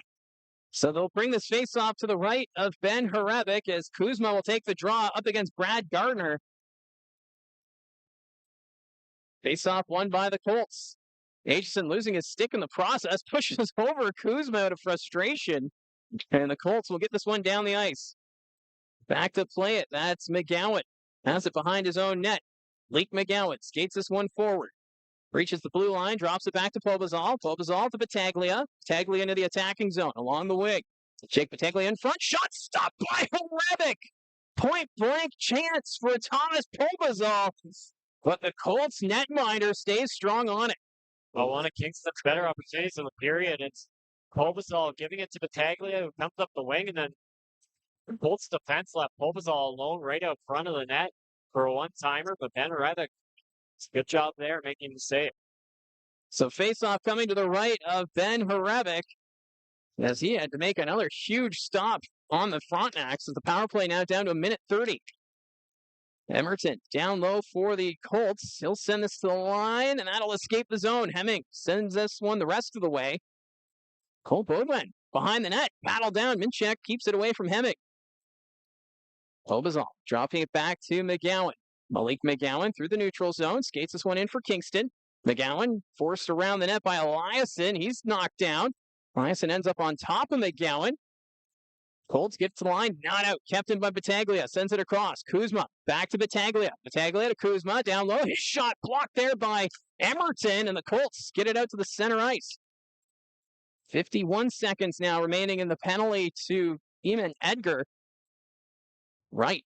Diving for it. Sends it across to Kuzma. Shot stopped by Harevic. Another big stop there by the Colts. Netminder than Battaglia can't hold it at the blue line. Battaglia, he's going to skate this one back for the Frontenacs. Power play now down to 31 seconds. Battaglia with speed through the neutral zone. He'll just send this one to the corner. Battaglia trying to get to it himself. He's knocked down. Colts get it to the line and out. Knocked down by Henderson. Henderson backtracking in his own zone as the power play slowly coming to an end. 15 seconds remaining now. Snyder skates this one in. Snyder gets around Emerton, hits the brakes and knocked over by the Colts defenseman. Battle ensues in the corner. Emerton puts it behind the net for Eliasson. Eliasson ahead to Newton. Newton's just going to send this one out. Puck's knocked down with a high stick. And we'll get the whistle as we call it for the high stick just as the power play expires.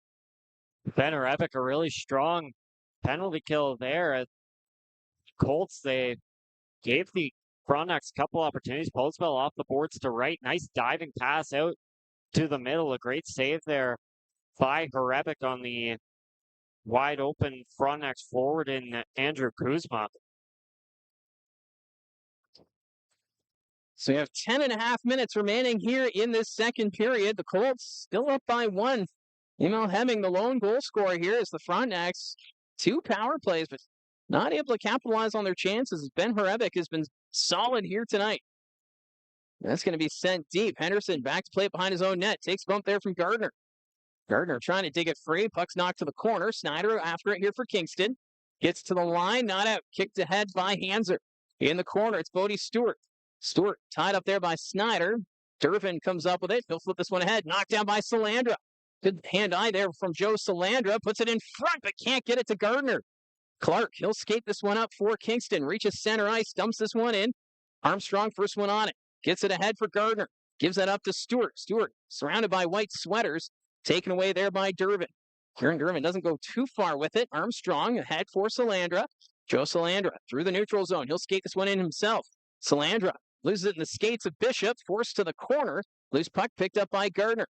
Trying to flip this one back. We got a penalty call coming against Kingston.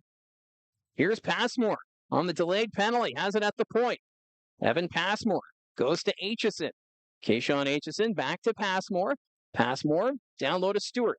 Bodie Stewart's going to come back to the point. Goes back to Passmore. Passmore to Aitchison. One-timer. Stop by Minchak. Side of the net, Gardner. Gardner in front. Boudin jams at it, but Minchak with the pad save. And now we're going to get the call. It's a boarding penalty against the Frontenacs. It looks like Will Bishop's going off.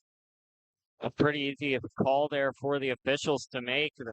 Joe Salandra at his face against the boards and gets slammed into it by Will Bishop. And he skated off. Looked like he's okay. Stays on the bench. But Barrie Colts will get their first power play of the game here. They had a couple of good opportunities there, 6-on-5, but weren't able to capitalize.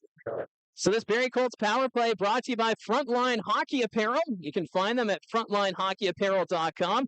The Barrie Colts power play right now ranks 6th in the OHL at 24%, while Kingston, they have the 4th best penalty kill, operating at 82.6%. Face-off won by the Frontenacs. Puck set behind the net. McGowan, he'll send this one around. That bounces out of the zone and down the ice. Emerton back to play it, facing pressure here from Durbin.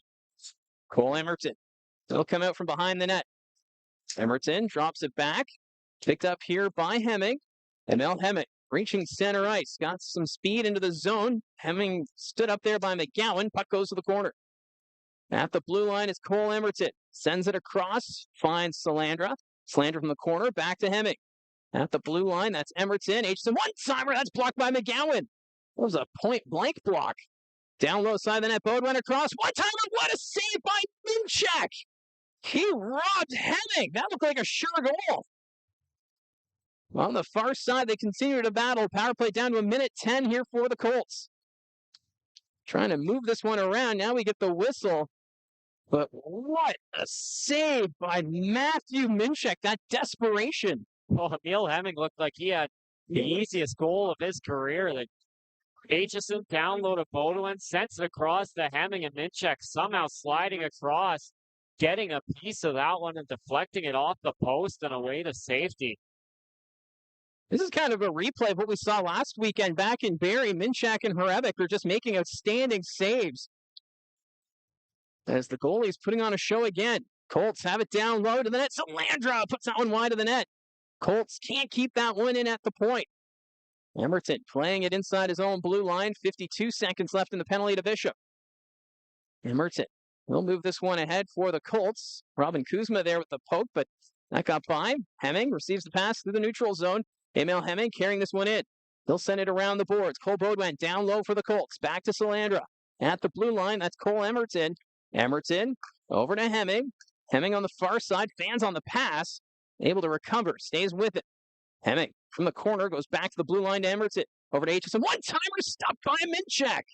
Rebound picked up by Hemming. Emerton doesn't take the shot. Now he'll put it into the crowd. And the Frontenacs will get it out. Some great looks there for the Barrie Colts, but Matthew Minchak, he is on point. 8 seconds left in this power play as Emerton has it deep in his own zone. Both teams complete line changes. As Bishop coming out of the box. So the Barrie Colts 0 for 1 on the power play so far this afternoon. Emerton flips that one to the corner. He's tied up there by McGowan. Down low, Malik McGowan sending that to Andrew Kuzma. At the point, kept in by Gardner. Gardner going to Schneid, but went off his skate. Frontenacs get it out. Here's Battaglia taking this one in the zone. Avoids the hit from Passmore. Battaglia will just dump it around the boards. Ends it behind the Barrie net. Kobazal knocked down by Passmore. Eliasson sends this one around. Fans want a penalty as Passmore is still tied up with Kobazal at the side of the net. Play continues. Schneid gives it up to Gardner. That's knocked out in front. Battaglia couldn't get to it in time. Colts recover. Gardner back to Eliasson. Eliasson behind the net. Sends this one ahead. Gardner from the corner puts it one off the boards out to center ice. Carter Lowe gets it at the blue line. It's just putting this one off the glass and into the Kingston zone. That's going to roll the line, and that's going to be just enough for icing with 6:14 left to go here in the second period. Well, it was interesting last weekend when the Frontenacs came to town and looking at it coming into the game, the Barrie Colts among the most penalty minutes in the league, and then Kingston, they have the least by 30 minutes. The next they're at about 232, and then Ottawa's second at 262. And for the Frontenacs last weekend, very undisciplined. The Colts were actually the disciplined team in that one, but back to more the usual here today. The Barrie Colts giving up 3 power plays, and Kingston's only given up 1. Well, it's still such a tight game here between these two teams. As the Frontenacs do a great job defensively, just shutting things down. Shots 22-18 right now in favor of Kingston as the puck goes around the boards in the Barrie zone. That's going to be sent down the ice. McGowan back to pick it up here for Kingston. Right. Gets this one ahead. Frost sends it deep. Armstrong after it in the corner. Continues that to Bodie Stewart. Stewart trying to play it there. Armstrong goes to Eliasson. Eliasson passes it ahead for Newton. Newton across, knocked down inside the blue line. Now it's right. Up trying to go up to Frost, but taking it away was Desiderio. Williamson sends it back into the Barrie zone. Newton across here for Gabriel Eliasson. Eliasson through the neutral zone. That's knocked away. Frontenac's trying to return it, but it's knocked down by Newton. Sends it into the Kingston zone. Kuhlman gets this one out. Ends up back at the Barrie blue line. That's Justin Hanser. Ethan Armstrong sends that one across. Knocked down by Kuhlman. Frost trying to carry this one in. Hanser gets in the way. Battle in the corner. Justin Hanser in a battle with Frost. Frost sends it back to the point, but Bishop can't hold it. That puck's going to go back into the Frontenac zone. It's collected by Henderson with 5 minutes remaining in the second. Henderson through center. That's going to be deflected deep. Into the corner it goes. Justin Hanser chasing after it. He takes his man to the boards. Edgar trying to set it around. Butter was in the way. Durbin settles it down. Drops it back. Henderson shot. Stopped by Hrebeck. There's a crowd in front as Matthew Henderson was trying to take advantage of it. Well, Henderson's had a couple good looks here so far today. The chance he was wide open out front. Hrebeck made his best save of the afternoon on that one. And a nice slap shot there. And Henderson's still looking for that first career OHL goal, but tons of potential. He was drafted in the first round of the OHL draft, one of the 2 first-round draft picks the Frontenacs had, thanks to having to trade Caleb Malhotra 2 years ago to Brantford. Yeah, that's the thing with the Kingston Frontenacs. Like, yes, they're in a bit of a rebuild this season, but there's so much potential with this team. When you look at Kuhlman and Henderson, the 2 first-round picks, the 2 players they can build around. And with the structure of this organization right now, I think this is probably the best spot the Frontenacs have been in a long time.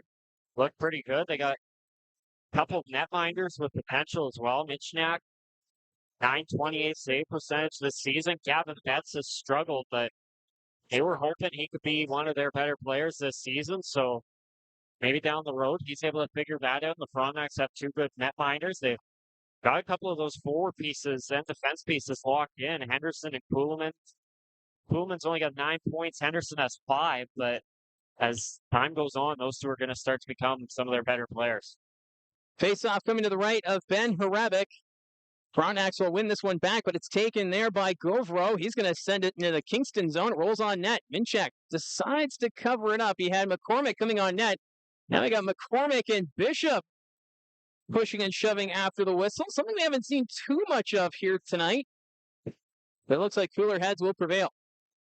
Been a bit of a cooler-headed game so far, but last night, McCormick and Govro, along with Jaden Newton on that 4th line, were really strong, creating some energy, getting physical with the Ottawa 67s. And they spent a lot of the time they were playing in the offensive zone. And don't see that too often from a 4th line, but they were really strong yesterday.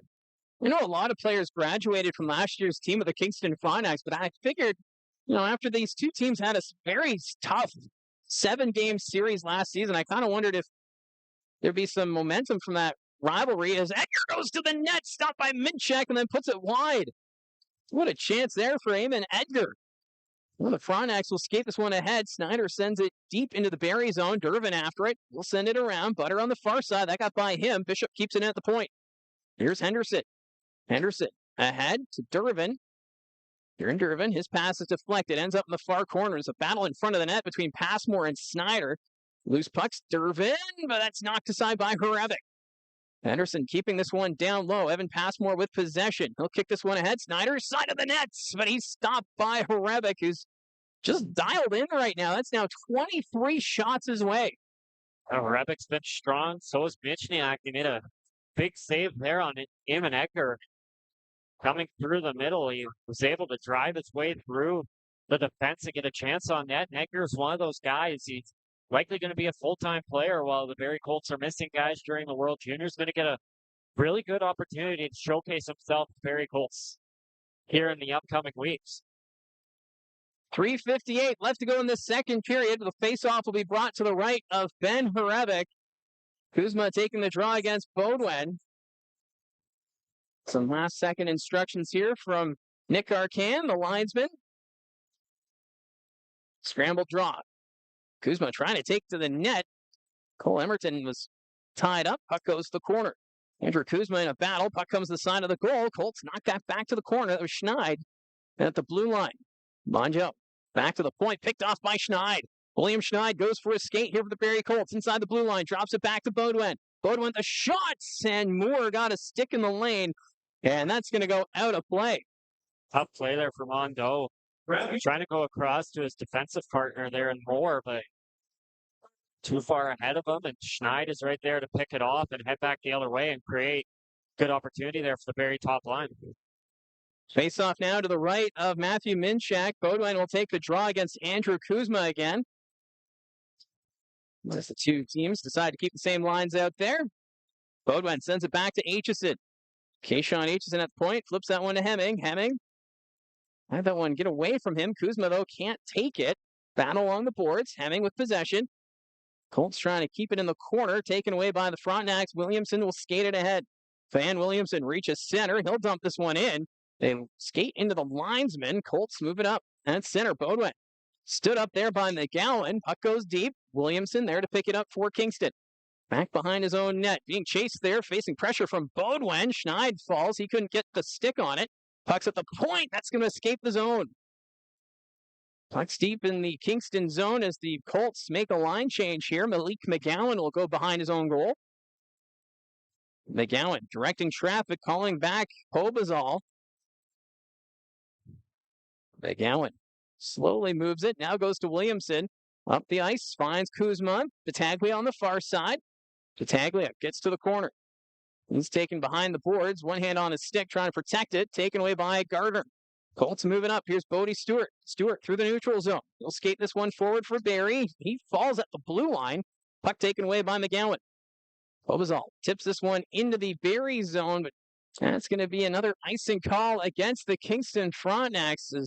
Something that we saw at the beginning of the second period seems to be coming back, and that's the icings against Kingston. Now they've been very slow here in the second period. They have some moments where they're playing well, but then they go on these stretches like this one where they're just kind of icing the puck and not really able to get it far past the neutral zone.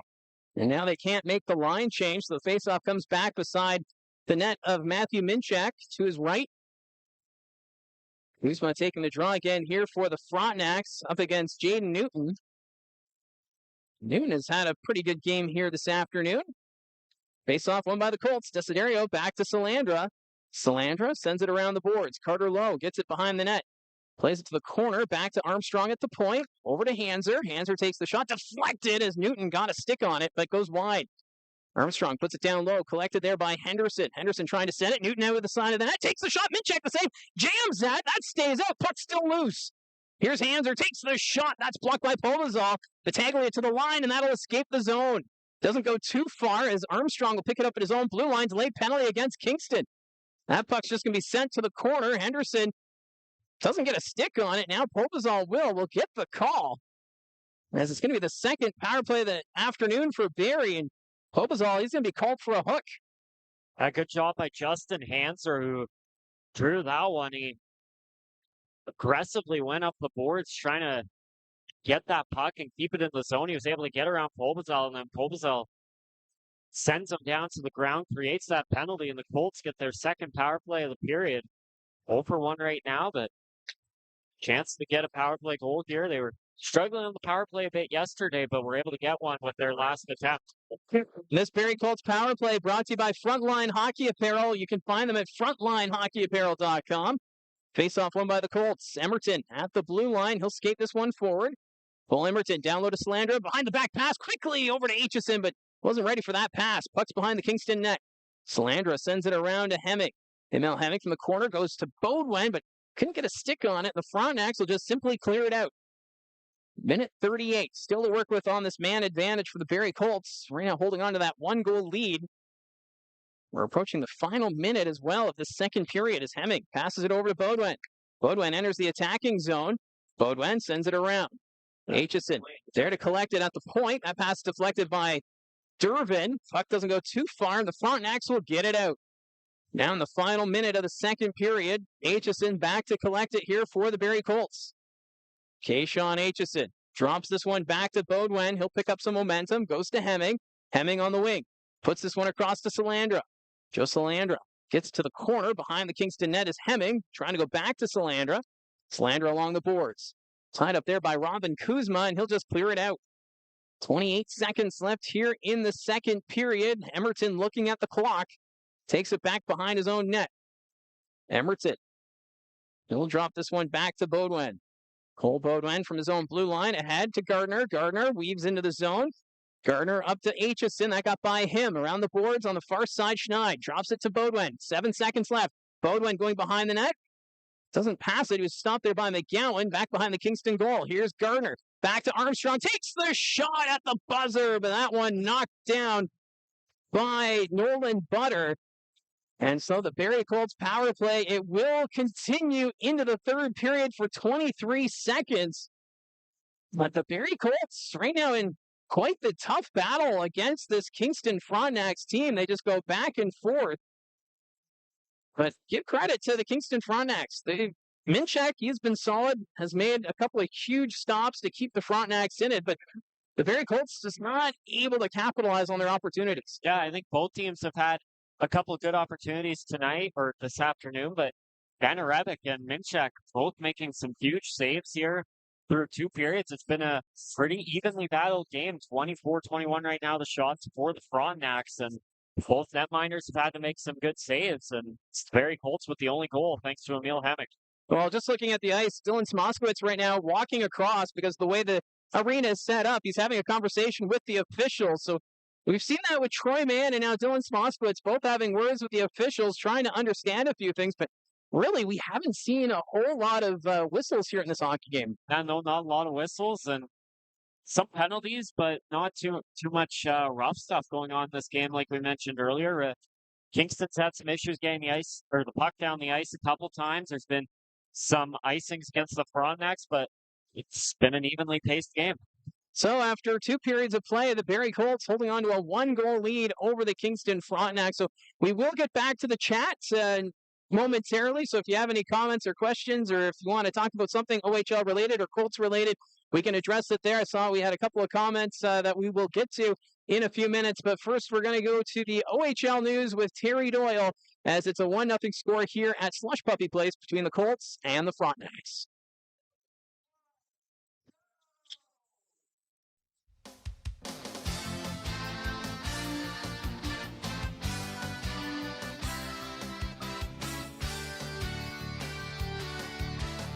Hello everyone, I'm Terry Doyle. Thanks for joining us on this week's edition of OHL News. Coming up on the show, we'll pay a visit to Owen Sound, as the Attack are right in the thick of things in the OHL's Midwest Division. That in a moment, but first, this week's Cogeco OHL Player of the Week is Kieran Walton of the Sudbury Wolves.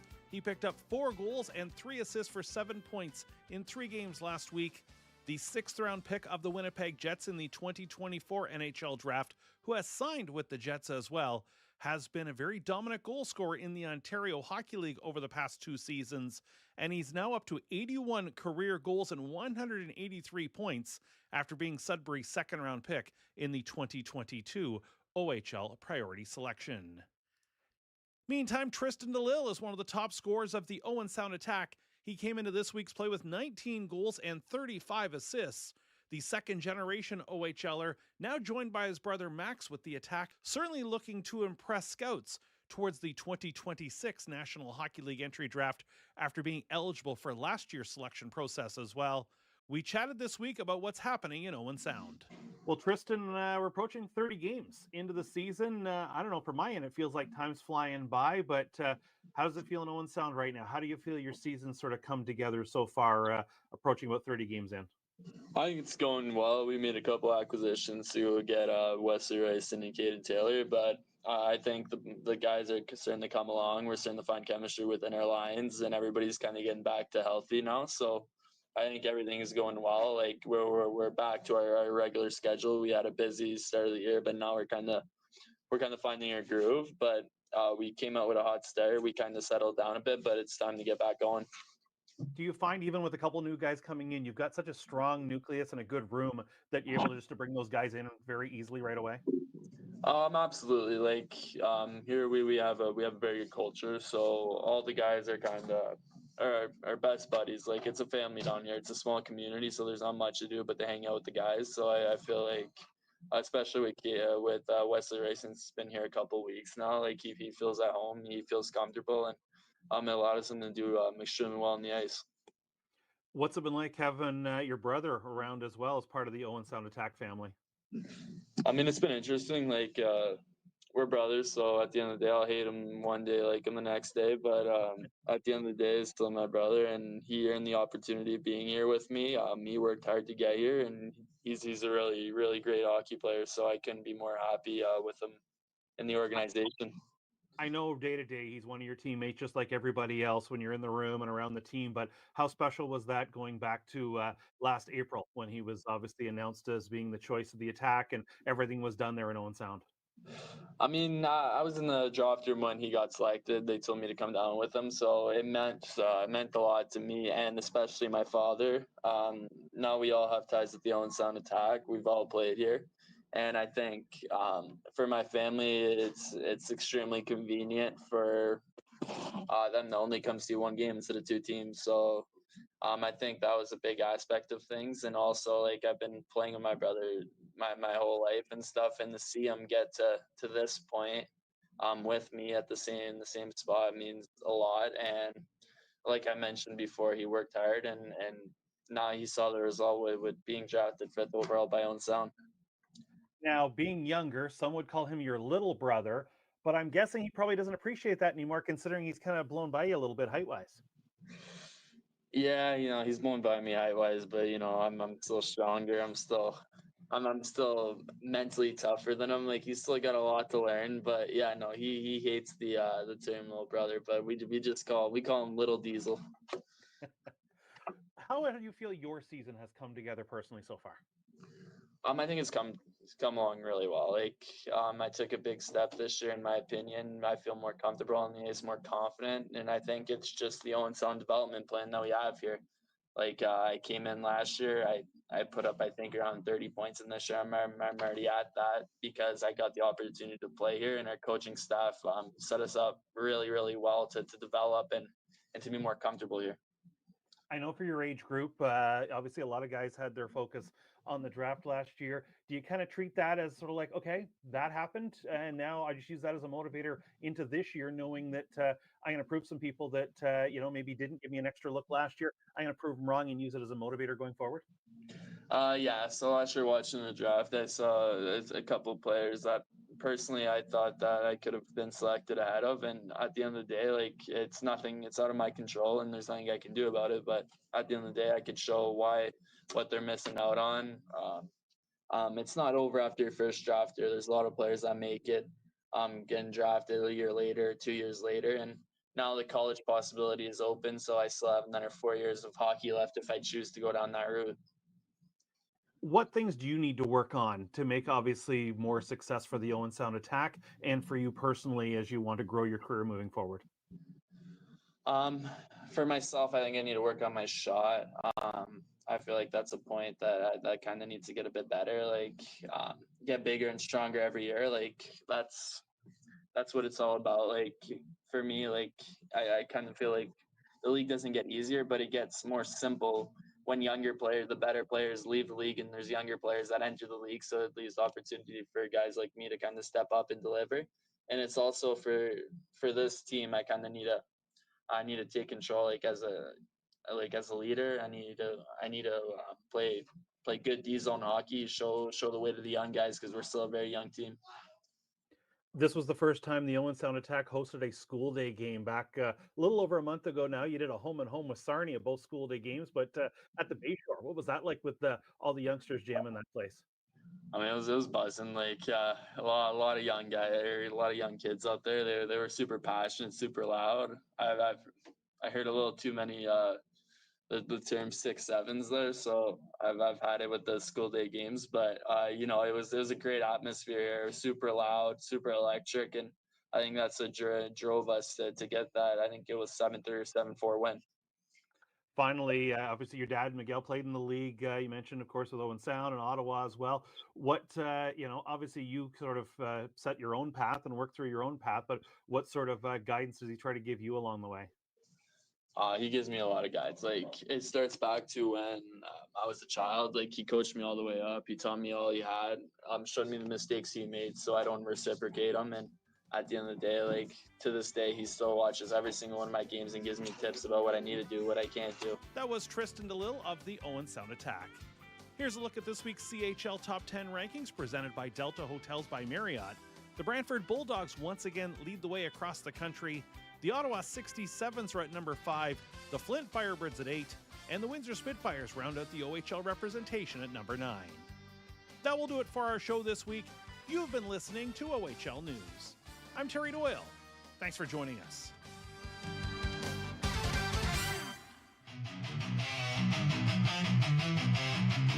Sending that one forward, finds Carter Lowe through the neutral zone. Lowe waits, takes the shot, kicks aside, rebound, scores! Cole Bodwin!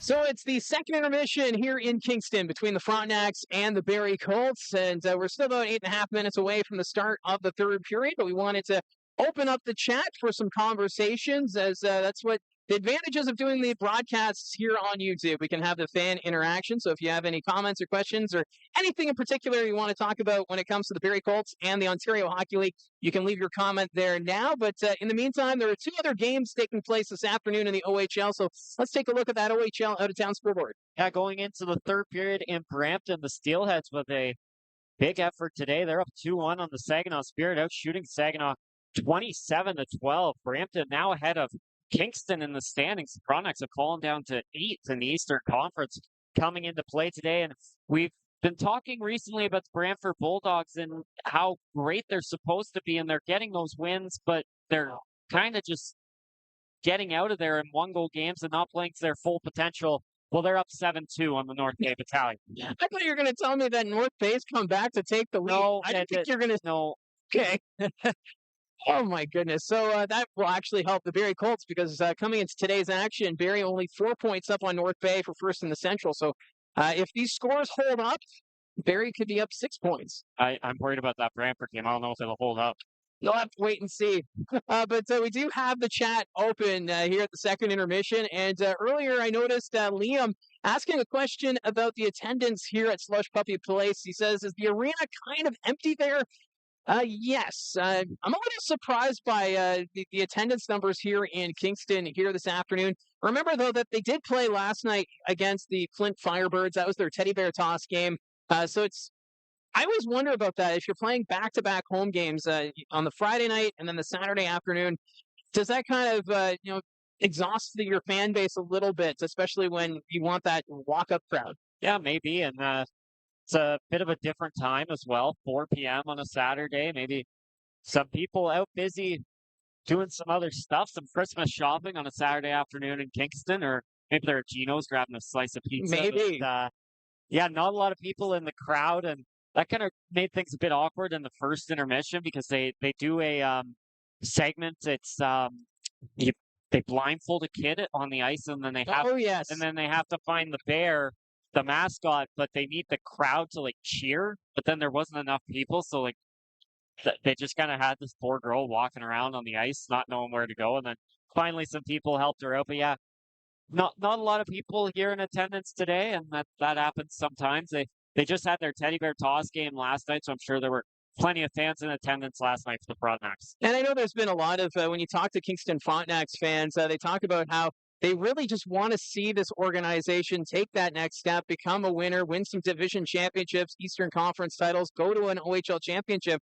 Because the Kingston Frontenacs, this is an organization that's been around for quite some time and yet have never been in an OHL final, which is quite remarkable with how long Kingston's been a part of the Ontario Hockey League circuit. Yeah, no doubt. And another note as well, right now they are 8th in the Eastern Conference, so sometimes when you're lower in the standings, it's harder to sell tickets. You look at early in the year for the Barrie Colts at the Sadlon Arena, the crowds were a bit smaller when the team was struggling, but as things get picked up and more buzz around the city starts to begin, and that the crowds start to get bigger and bigger. The Teddy Bear Toss probably helped last week, but the Sadlon Arena was packed and it was rowdy last weekend against the Kingston Frontenacs. Yeah, and we do know that the Kingston Arena here, it can fill up. And we saw that in the playoffs last year in the second round. Ben Pickle's gone. The Pickle guys left, and now no one wants to come anymore. Yeah, because Pickle was traded, of course, to the Sarnia Sting, and down at the one end last year in the playoffs, there was at least 5 people dressed up as Pickles.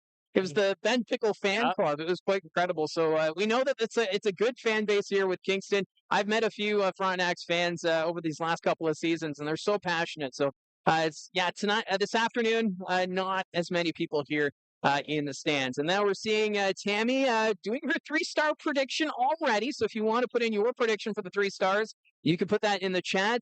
Tammy saying the 3 stars should be 1 Ben, 2nd star the other goalie, so Minchak, and the 3rd star the winning goal for Barrie.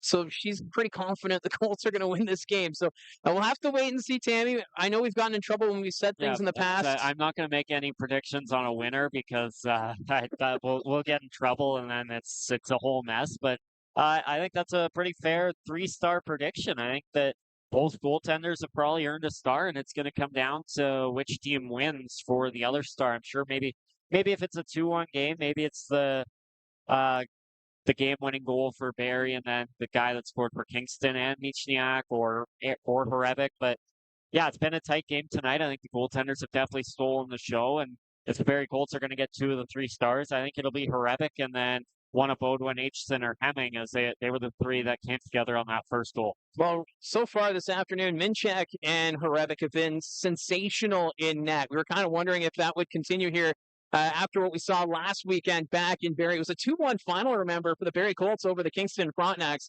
and the 2 goaltenders stood on their heads, and we're getting much of that again here this afternoon. And now, Liam, do we know when the Design a Jersey Day competition winner will be announced at Sadlon? I have yet to hear when that design contest will be confirmed. Usually it is during the month of December that we see those jerseys. So the Barrie Colts have 4 home dates between now and Christmas. I would imagine it would be the week leading up to the Christmas break. So you have a home game against, I believe, Sudbury on the Thursday and then London on the Sunday. So maybe one of those 2 games? Yeah, potentially. I'm just trying to look at the thing and see if there's any details. No, it doesn't load. You did have to enter by November 6th, so they do have all the submissions by now, and they're probably deciding. I'm sure there's a bunch of great jerseys out there. I mean, we've seen some really cool ones over the last couple of years, not only in Barrie, but around the league. It's one of the best contests out there, and it produces some really great jerseys. And I think some of these people creating the jerseys should probably end up getting hired by some of these teams because some of the jerseys look better than the regular jerseys for these teams. Well, it's such a great idea, too, because if you're, a jersey designer, you see what these ideas are, and it's like, okay, how can we actually work this maybe in the future for a different design? I always say that maybe the Barrie Colts need to have a red jersey because the Barrie Colts logo, he's wearing red. Yeah. So Charlie Horse is wearing red, so why don't the Barrie Colts wear a red jersey? Well, we saw the 30th anniversary jerseys last season, but outside of that, it's home and road for the Barrie Colts. I'd love to see some other jerseys. We were talking earlier today, it's retro weekend here in Kingston. How about a retro jersey on a retro weekend? You play 2 of your biggest rivals or 2 teams that you had a lot of issues with back in the 90s, maybe, and you wear some fancy jerseys. And Maybe we have a line brawl and throw it back to 90s style hockey. Bring them back to the 90s. Now, I was talking to somebody who was a part of the designing process for the Barrie Colts jerseys, and this is a fun note. They based their design off the Florida Panthers of the 90s. Oh. So I bet you didn't know that. That's interesting. You're welcome. So we How do you know that? Anything to do with your NHL fandom? Or we're not talking about my NHL fandom, but I was told that. That was the inspiration. So, yeah, we'll see how it goes. And, yes, Liam, thank you very much for that question. He also says the CHL jerseys this year were amazing, especially the red one. So we'll see how this all works out. But we're getting ready for the third period of play as Josh is going to hand over the microphone, I believe, to Gene Pereira, who's ready to come back as the color commentator. And we appreciate Josh. So thank you, Josh, for coming on. He gives me the head nod, and Gene Pereira will now take over his position as we get ready for the third period of play. It's been an entertaining game this afternoon between the Colts and the Frontenacs. Emil Henning, just the lone goal scorer in this one. That goal came at the end of the first period, as the two goaltenders, Minchak and Horevic, have been sensational in their creases. And I would expect that to continue here as this game moves along. But it is a 1-0 score in favor of the Barrie Colts. The Colts, they are on the power play for 23 seconds. And we are back underway. Face-off won by the Colts as they'll send this one deep into the Kingston zone. Behind the net it goes. Malik McGowan there to pick it up. McGowan taking his time as that'll eliminate the power play here for the Barrie Colts. McGowan just sending it down the length of the ice. Eliasson deep in his own zone. So Popazol now comes out of the box, so the power play has expired. Barrie now 0 for 2 on the man advantage. And now it's an icing call against the Colts, so they'll bring this faceoff back into the Barrie zone. We'll see if things tighten up here in this third period. It's still just a 1-goal Barrie lead. Came into this one expecting a defensive game, and that's what we've seen for the most part.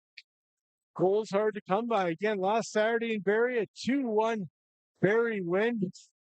Tonight here, heading into this third period, just a 1 goal in the difference. So we'll bring this face-off to the right of Ben Horevic. Gardner taking the draw against Durbin. Durbin sends us back to Bishop. Bishop at the point, sends this one around. Clark lost his stick there for Kingston. Puck comes around, taken away by Bodie Stewart. He'll get it out. Salandra couldn't get a stick on it. Puck goes to the far side. Bishop knocked down by Salandra. Salandra gets the loose puck, puts it behind the Kingston net. Henderson there to play it. Stewart putting on the pressure here. Bodwin behind the Kingston net. Trying to pass this one out in front. There's their shot. Stopped by Minchak. Salandra with the opportunity. Bodwin from his knees gets right back up. Stays with it. Bodwin comes back to the point. Goes to Aitchison. Aitchison. Fans on the pass attempt. Frontenacs will get it out. Passmore sending it right back into the Kingston zone as both teams will make a line change here. Will Bishop deep in his own zone. Goes back to Henderson behind his net. Henderson taking his time here. Now he'll pass it forward. Bishop up the wing at center. Povazol dumps this one in. Far side. Schneid got a stick on it. Battaglia towards the net, but Kayshawn Aitchison's just going to flip this one down the ice. McGowan back to play it for the Frontenacs. Up to Povazol. Povazol lost the handle of it. Picked up there by Schneid. Didn't see Battaglia behind him. Puck goes back behind the Kingston net. Williamson skates this one ahead. Gives it up to Battaglia. Through the neutral zone. Battaglia ahead for Andrew Kuzma. Kuzma in the corner. He takes a bump. The Colts trying to move it along. Desiderio can't hold on to it. Puck's in the corner. Picked up by Battaglia. Battaglia loses it. Taken away by Desiderio. Desiderio taken into the boards there by Povazol. Battle ensues. Battaglia comes up with it for the Kingston Frontenacs. Battaglia takes the shot, and that goes off the crowd in front and wide of the net. McGowan keeping it down low for Battaglia. He's tied up. Puck goes to the corner. Hanser will flip this one out and down the ice. Williamson run into there by Carter Lowe. Battaglia picks up the loose puck. He'll skate this one in for Kingston. Battaglia peels back. Drops this down low. Povazol got a stick on it. Picked up here by Hanser. Drops it back to Armstrong. Approaching the 3-minute mark of this third period. Colts right now up by 1, letting the clock run here slowly. As shots favoring Kingston 24-22. It's been a pretty even game between these two sides. Eliasson will send it ahead. Here's Emerton. Cole Emerton trying to send that one forward. Got a stick on it. There was Kuhlman. Frontenacs trying to take it back the other way. Here's Landon Wright. Wright back to Moore. Moore, though, can't hold on to it. Govro gets to the line, not out. Kept in by Wright. Puck goes to the far side. There's Cole Emerton. Overskates it. Wright had it there for a moment, but Emerton able to recover. Gets it head to Govro. Govro sending this deep into the Kingston zone. He's going to give chase. Mondo behind his own net, playing this one around.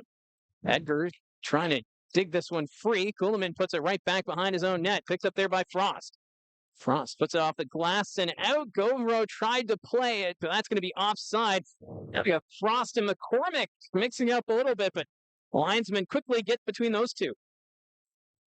Well, McCormick's been active in this one, and it's what you want. You want him being that banger and crasher out there, and along with Govro, the time Edgar in between them.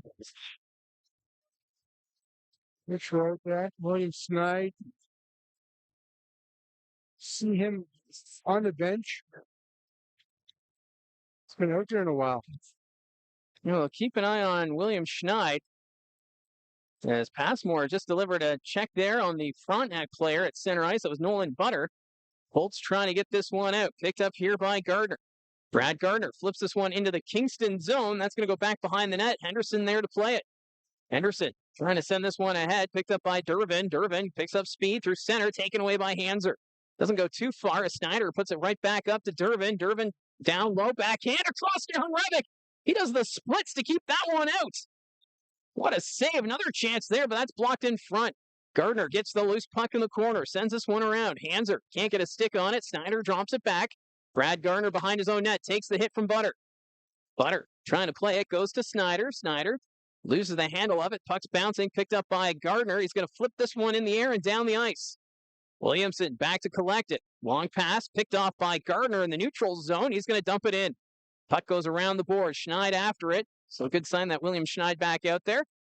Puck comes back to the point. Kept in by Beaudoin. Beaudoin has it bouncing on him. Knocked behind the Kingston net. McGowan taken into the boards by Beaudoin. Fanning on it was Hemming. There's another chance. Stopped by Minchak. As Evan Passmore coming off the point. Trying to take advantage of that loose puck situation. Well, again, things pretty tight out there. The Frontenacs with a good opportunity. Nolan Snyder on the back end looking to tap one in and just can't finish it there. That puck dribbles wide past the post, and the Colts come back the other way with an opportunity of their own. And you can just kind of feel it get tighter and tighter here in the one-goal game as this third period moves along. Face off to the left of Minchak. One there by the Frontenacs. Williamson's going to take it around his own net. Up to Battaglia. Backhand pass kept in there by Hemming. Puck rolls towards the net. McGowan's there to play it. Malik McGowan ahead for Durbin. Durbin stopped by Passmore along the boards. McGowan gets a stick on it. McGowan, he'll peel back behind his own net. Sets up behind his own goal as we're past the 5-minute mark of the third period. Andrew Kuzma head to Pobazal. Pobazal puts to the corner, but it's taken away by the Barrie Colts. It's Eliasson behind his own net. Up ahead to Aitchison. Keyshawn Aitchison from his own blue line. Beaudoin trying to get a stick on it. Schneid will send it deep. Colts are making a line change here. McGowan will send it forward to Williamson. Up the wing, Pobazal. Pobazal back to Battaglia. Picks up momentum through the neutral zone. Loose puck at the blue line. Knocked into the zone by Emerton. Williamson back in his own zone. Up to Pobazal. Pobazal enters the zone, taking his time. Passes it across. Kelly gets a stick on it. Trying to settle it down. Goes behind the Barrie net. Kelly knocked into the boards there by Eliasson. Frontenacs move it back to the point. Moore over to Mondo. Mondo to Kuzma. Andrew Kuzma drops it back to Mondo. His shot blocked. Goes to the corner. Pobazal puts it into the slot, but no one there. Moore just keeps that one in the Barrie zone. Puck goes to the corner. Kelly takes a bump there from Eliasson. Battle ensues. Kuzma got a stick on it. Kelly backhand pass to Mondo. Mondo doesn't take the shot. Puck got away from him. Now he'll fire it, and that hits the side of the net. Emerton passing that one ahead to Newton. Newton trying to drop it to Carter low. That doesn't connect. Ends up deep in the Kingston zone. Icing is waved off. Frost couldn't get a stick on that one. That's going to sail all the way into the Barrie zone, and now it's an icing call against Kingston with 13:30 remaining.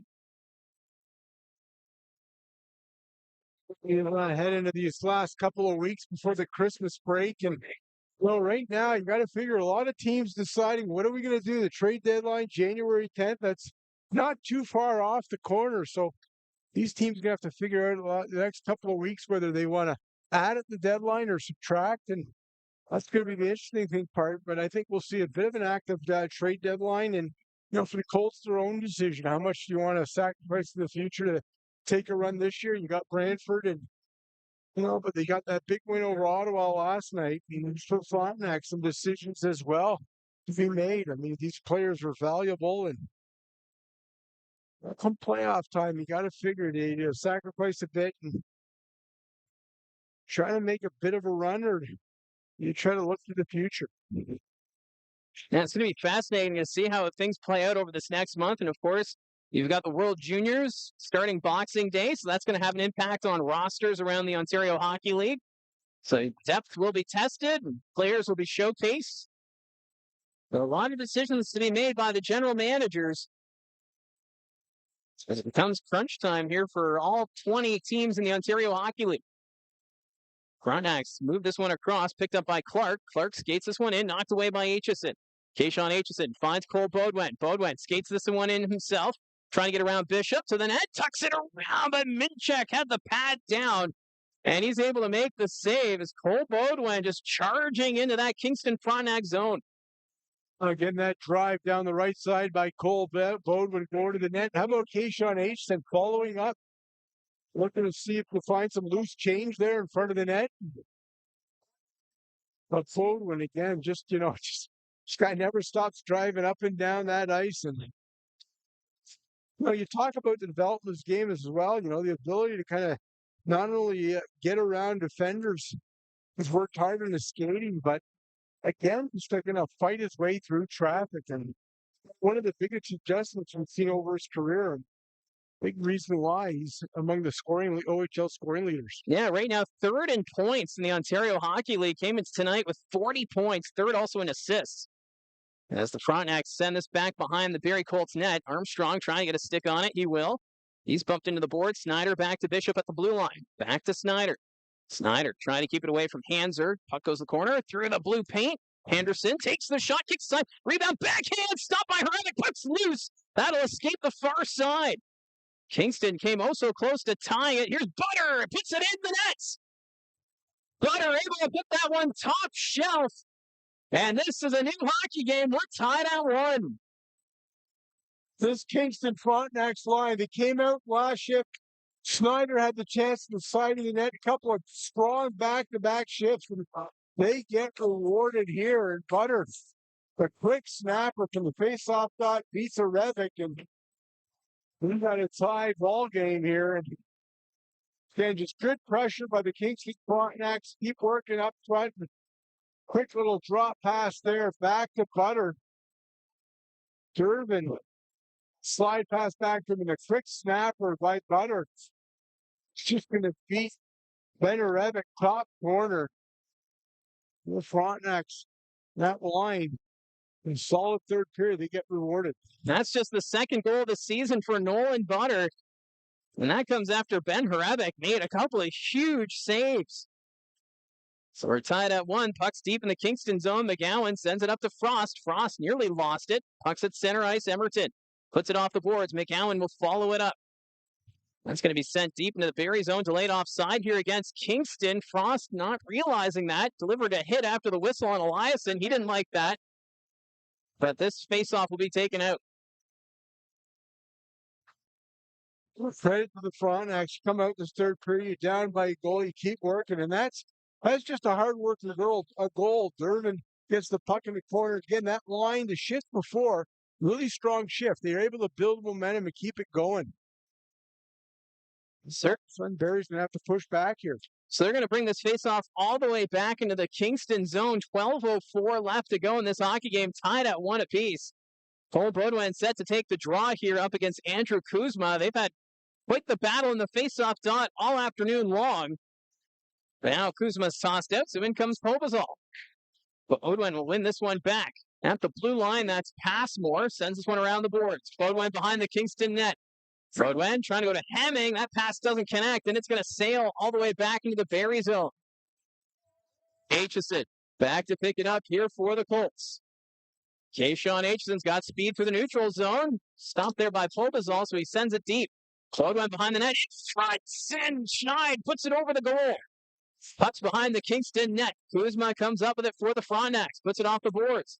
Bobazal's pass goes off Hemming. Puck comes to the near side in the neutral zone. Williamson takes a couple of bumps there from Hanser and Schneid. Hemming carries it in. Up to Schneid. Schneid has it on the wing. Backhand pass, but doesn't connect with Hemming.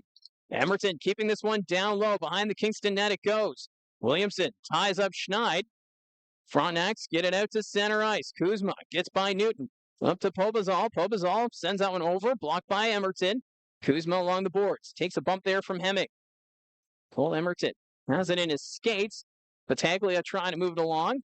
Battaglia still with it. Tied up by Emerton. Delayed call. And they're going to call a hold here on Jaden Newton. Or make that Cole Emerton as he tied up Jacob Battaglia. Again, the Frontenacs just working hard down in the corners, and this time, last shift, they got a goal out of it. Durbin setting up Butter, and this time they're going to go on the power play. It's Cole Emerton. He's going to go to the box and he's going to wrap up his man in the corner and bring a bit of a bear hug. Battaglia. And all of a sudden, the Frontenacs with some momentum here. An opportunity to gain their first lead of the hockey game. So a big face-off to the right of Ben Horebic. Kingston already 0 for 2 on the power play this afternoon. So a chance for the Frontenacs to get their first lead of the game. Face-off won by Kingston. McGowan has it at the point. Sends it down low. Right from the corner. Trying to keep it away from Aitchison. Kicks it over to Battaglia on the near corner. Jacob Battaglia to the half boards. Sends this one across. Finds Pobazal. Pobazal drops it back to McGowan. McGowan skating this one down low for Kingston. Gives it up to Pobazal. Back to Battaglia. Battaglia to McGowan from the face-off dot. His shot kicked aside by Horebic, and he's able to cover it up as getting a stick on it there at the net was Landon Wright. Wright was on the doorstep there. McGowan with a quick shot from the point. Horebic kicked out the right pad, but that loose puck in front right there trying to tap that one home. But Horebic able to keep that one out and gets the big mid on it.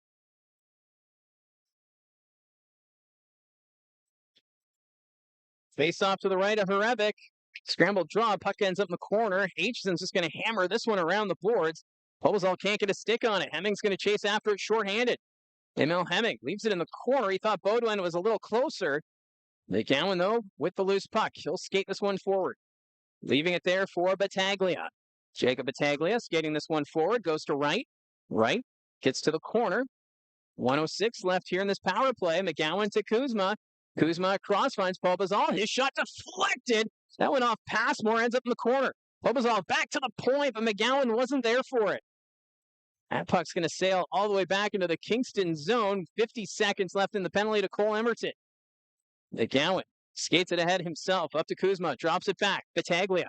Back to Kuzma. Kuzma can't control that pass as Eliasson will come back after it. Around the boards, far side, Gardner. Gardner losing it in his skates. Picked up by Wright. Sends us around. Pobazal on the near side. Thomas Pobazal. Along the boards. Drops it back to Henderson. Henderson back to Pobazal. Henderson gets it again. High slot. Takes the shot. Stopped by Horebic. Puck goes to the corner. Henderson tied up by Lowe. Right. Sends it forward. Colts get a stick on it. That's going to escape the zone. 14 seconds left in the power play for Kingston. Kuzma up to Battaglia. Jacob Battaglia inside the blue line. Leaves it for Henderson. Henderson comes off the boards. Gives it up to Kuzma. Back to Battaglia at the point. Gives that to Kuzma. Andrew Kuzma across. Finds Williamson. The power play expires. Rebound. Shot over the net by Kuzma. Great look there for Andrew Kuzma. Got too much under it. Puck comes to the near side. Bodie Stewart gets this one out and rolls down the ice. Down to the Kingston blue line. Williamson loses it to Newton. Here's Bodie Stewart. Takes the shot. Stopped by Minchuk. It's in the air. Bounces off his back. And it's in the nets. A good bounce here for the Barrie Colts as Bodie Stewart puts it on net. Minchuk had no idea where it was, and it's now 2-1.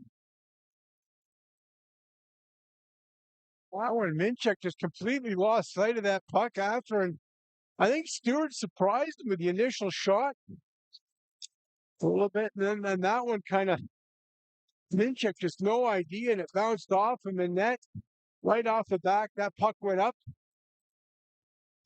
about 3-4 feet. Stewart, a quick snapper, Minchuk gets the blocker on it, then kind of loses sight of it, but it's right up above him and comes back down off his back and in. And bit of a fluky goal for the Barrie Colts, but they'll take it. That's 3 goals on the season for Bodie Stewart. And we were talking earlier in the broadcast about how Bodie Stewart has had so many chances. He's been taking it to the net, but hasn't had that luck. Now he gets a good bounce and makes it a 2-1 hockey game. So they're going to bring this faceoff back into the Kingston zone for an icing call. 8:26 left in this hockey game. Well, that's one of those you want the bounces. The Colts get the bounce there. And Minchuk has been so good in these 2 games against Barrie, and that time that puck just went up in the air and he lost sight of it. Hemming loses the puck there to Snyder. Snyder's going to send it up to Bishop as the Frontenacs move it ahead. That's going to go wide of the Colts net. Eliasson taken into the boards by Bishop. Dervin comes back to the point for Kingston. Drops it back to Mondo. Mondo back over to Dervin. Kieran Dervin trades places with Mondo. Takes the shot. That's going to go over the net. Side of the goal picked up by Hemming. Hemming to the line. Kept in by Mondo. No, they're going to say that's offside as he reached in the air. And that one escaped the zone. His feet outside the blue line. This game, it's a funny thing, momentum. You get Barrie up 1-0 coming to this third period. The Frontenacs finally find a way to tie it, and they got a little bit of momentum, and they got the power play opportunity. And then all of a sudden, Barrie comes back down the other way to kill off the power play. That penalty kill getting better and better. They come up with a huge penalty kill, and then Stewart, a quick snapper, and just like that, Barrie back on top. So look at this face-off now outside the Barrie Colts blue line. Gardner taking the draw, wins this one back to his defense. Justin Hanser reaches center. He's going to dump this one in. Around the boards it goes. McGowan looks over his shoulder to play it, sends it around, far side. Armstrong delivers the check, keeping it in as Stewart, but it's taken away by Kuhlman. Alex Kuhlman takes the shot, kicked aside by Hrabik. Puck goes to the corner. Kuhlman tied up by Stewart. Puck's bouncing behind the Barrie net, right with possession. Backhand pass. Williamson fires it over the goal. McGowan at the point. Takes this one to the corner, gets by Stewart. McGowan, though, lost the handle of it. Kuhlman, though, keeps it at the point. His shot turned aside by Hrabik. Puck comes to the near point. Hanser trying to get this one out for the Colts. Battle ensues along the boards. Gardner will take it back to the corner. Across for Armstrong. Armstrong flips this one out to center ice. McGowan jumping to keep that one in, but we're going to call this a glove-to-head pass against Kingston with 7:06 remaining. 7:06, the 1-goal difference, and they're actually going off the ice. Williamson and McGowan. I was going to say, what are the chances they're going to be off much longer than a few seconds, then right back out there? And why not? The defensive terror, but Frontenacs have had their chances in this one, but that's a really good third period here. And it's been an entertaining game here from Slush Puppy Place in Kingston. Barrie Colts up by 1. Bodie Stewart with a go-ahead goal as that rolls to the net. Hrabik's just going to cover it up as we're now down to 6:55 left to go.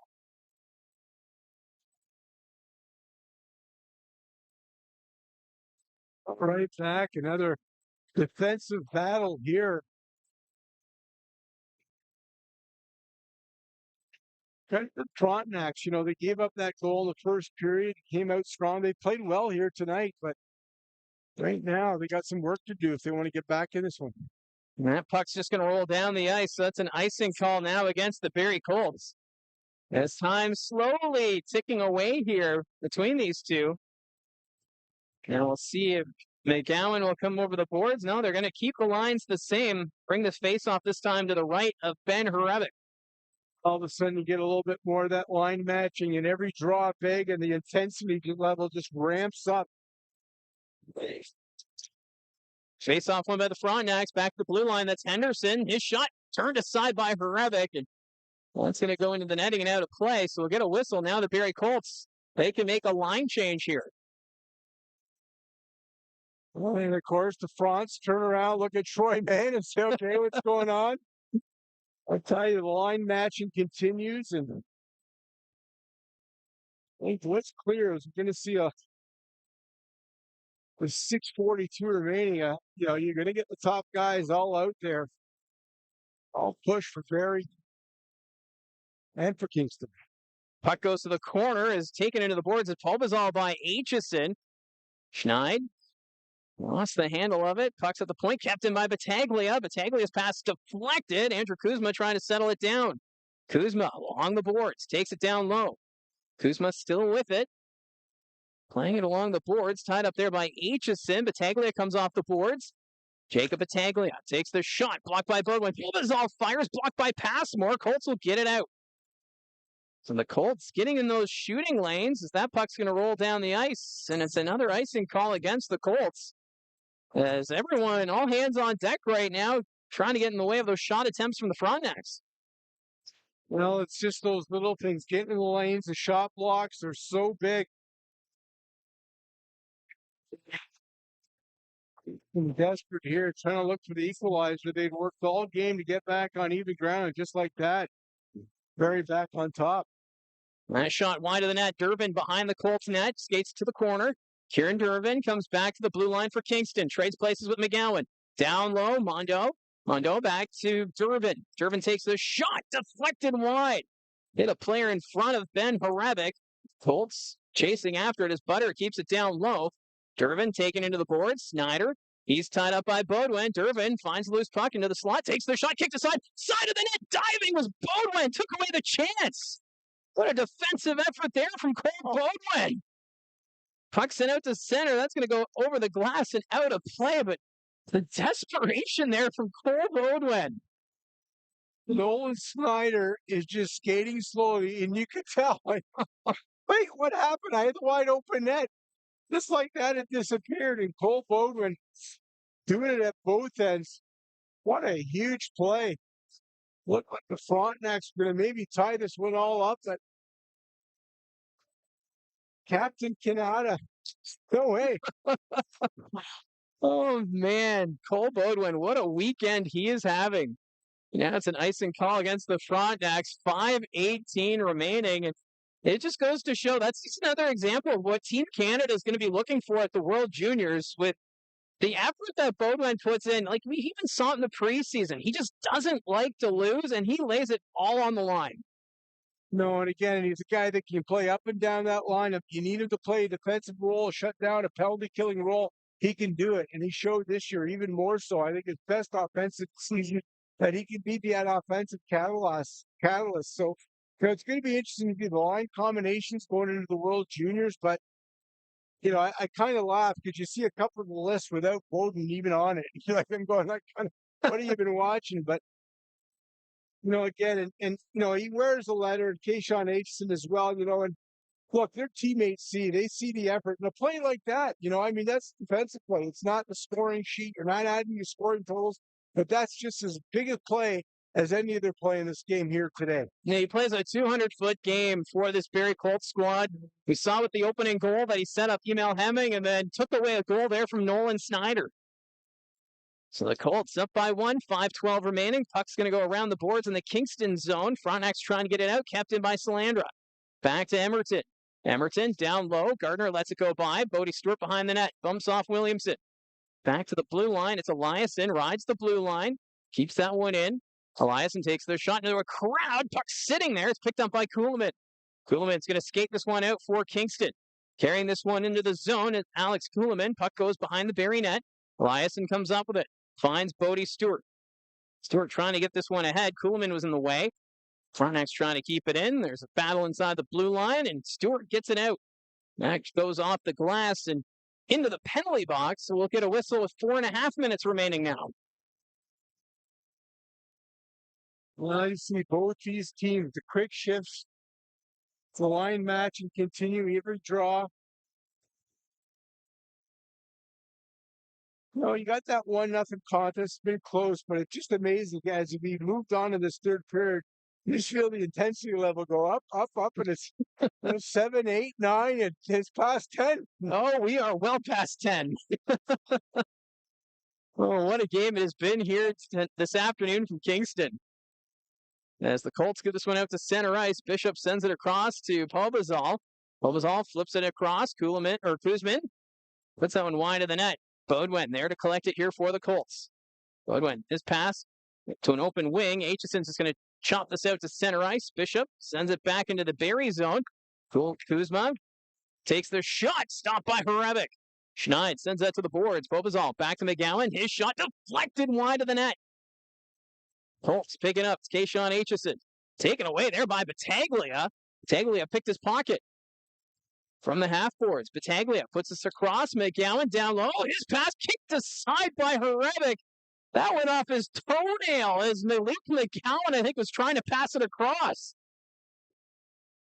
That was Kuzma that was right on the doorstep awaiting that one. And what a play by McGowan to kind of move in. And you think he's going to shoot, but he's trying to get it back. And somehow that puck never gets to Kuzma. That was unreal. And just the hockey sense of Malik McGowan, just something else. He saw Kuzma there right on the doorstep, but could not beat the toe of Hrebeck to get that pass across. Stretching it out as far as he could, and what a big time play there. And what a play by McGowan again. Everybody kind of thought he was going to shoot. So face off to the right of Hrebeck. Minchak still in his net with 3:51 to play in the hockey game. They're going to redo this face off as Durbin will take the draw against Salandra. Face off won by the Frontenacs. Snyder had it for a moment. Colts, though, send it around the boards. Bodie Stewart can't get a stick on it. Sails back into the Kingston zone. Williamson there to play it. He'll send this one around. McGowan after the loose puck. Hanser ties up his man. Puck knocked out to the neutral zone. Picked up here by Snyder. Snyder to McGowan. He's going to pick up momentum through center. Knocked away there by Salandra. Salandra trying to send it forward, and he puts that one onto the Colts bench. And we'll get another face-off. And so we have more of these face-offs. It gets more important with each passing draw. It becomes a bit of a chess match out there. And it's funny. Every time there's a whistle, both teams bench are looking at the other one saying, who's going to come out? Okay, who's going to send out? Of course, the home team with the last line change.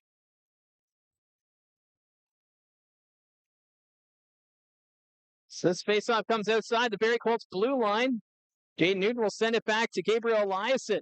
Eliasson across to Hanser. Hanser flips this one, but knocked down there by Kuhlman. Newton gets this one ahead, and the Colts get it down in the ice. Henderson there to pick it up here for Kingston. Backhand pass. Picked off by Lowe. Sends it right back into the Kingston zone. Mundo, but there to play it. Back behind his own net for Henderson. On the forecheck, that's Desiderio. So Kingston had to move it up quickly. Here's Wright inside the blue line. He's bumped off the puck. Frontenacs move it down low. Kuhlman from the corner. Back to Wright. One-timer. That goes wide of the net. Mundo trying to keep it in, but that bounces out to center. Frontenacs send it in again. Henderson around the boards it goes. Hanser on the far side. He'll flip this one down the ice. That's rolling into the Kingston zone, but Minchak's going to come out to play it. 2.5 minutes left in the hockey game. Wright on the near side. Wright flips this one in the air. Got too much under it as he'll put that one out of play. 2:29 left. This Frontenac's team, I mean, really for Barrie, you got to just simplify things. The key, get that puck out of your zone as much as you can. The simple play is up and off the boards, get it out. The Kingston is simple. You want to get that possession in the Kingston zone first. You want to get the possession of the puck, but for Barrie, this is no time to be kind of pretty or fancy. Just the meat and potatoes, get that puck out of your zone as much as you can.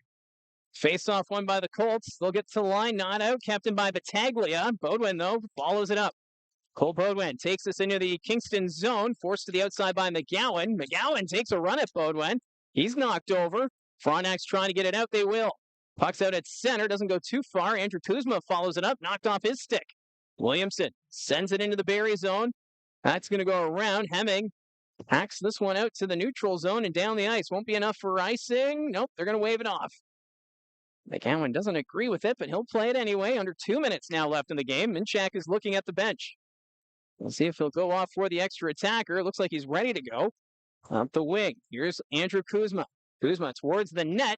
Into the skates of Eliasson. The Colts send this one right back down the ice. That's going to go wide of the net.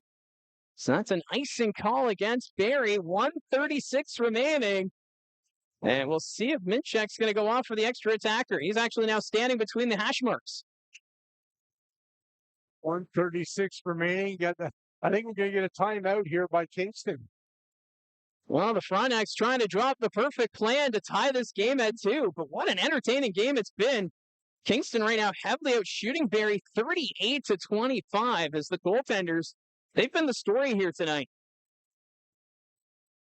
It's certainly been. And, this Frontenacs team, they're on this losing streak and it's frustration of offense, but, they've had their chances here in this one. And credit to them in this third period. They've really ramped things up and they've made the Colts work. They tied the game up. Barrie comes back and it's a bit of a fluky goal, but the Frontenacs again have continued to pressure here. And so it's going to be tough for a coach too, because you want your team to get rewarded for their hard work. And but Barrie right now, you got to do the little things. Like I said, get pick pucks in those lanes, or sticks in those lanes, block shots.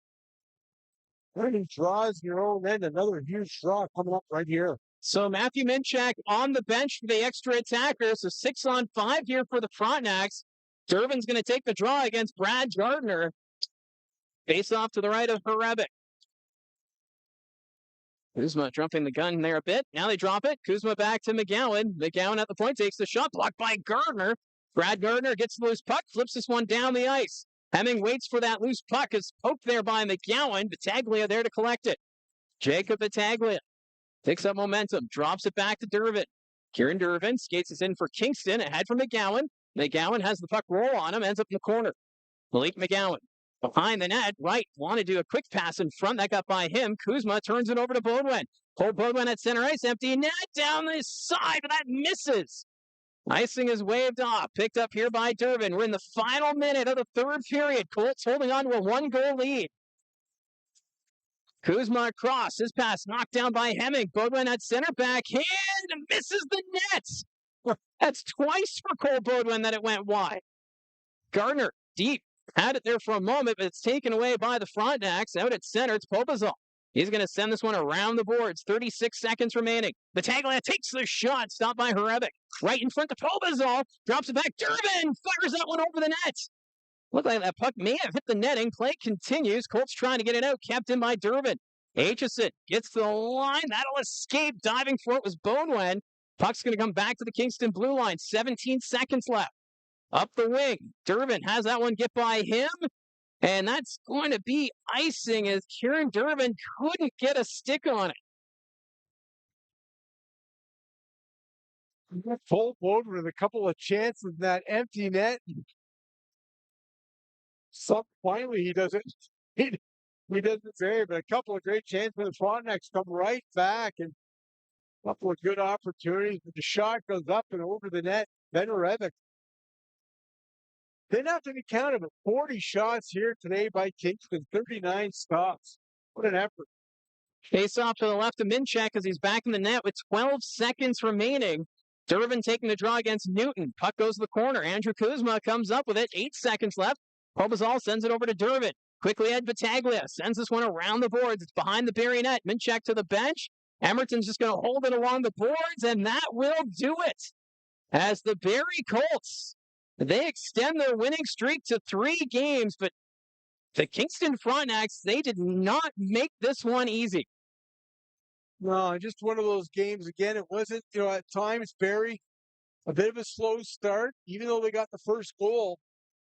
Frontenacs able to push back later. Barrie got stronger later in that first period, got the first goal to get on top, and again, the Frontenacs, it took them until the third period to tie things up, but Bodie Stewart, I think, in a shot that might have surprised the Kingston netminder, goes up in the air. They get a fortunate bounce, and it's the difference.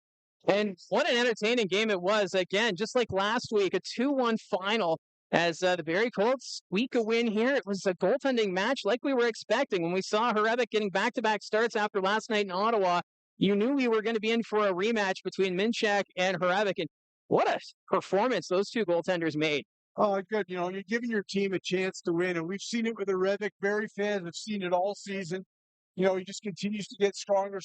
Outstanding tonight. 39 stops on 40 shots. And, Minchak as well. It's tough to see him give up that one where it's a bit of a fluke, goes up in the air, kind of loses sight of it because he played so well in that loss back in Barrie between these two teams and again here tonight. But credit, that turned out to be a really good third period. Yeah, and this is a Kingston Frontenacs team. Yes, the losing streak is now at 9 games, but this is a Frontenacs team. They're young. They're in a rebuild.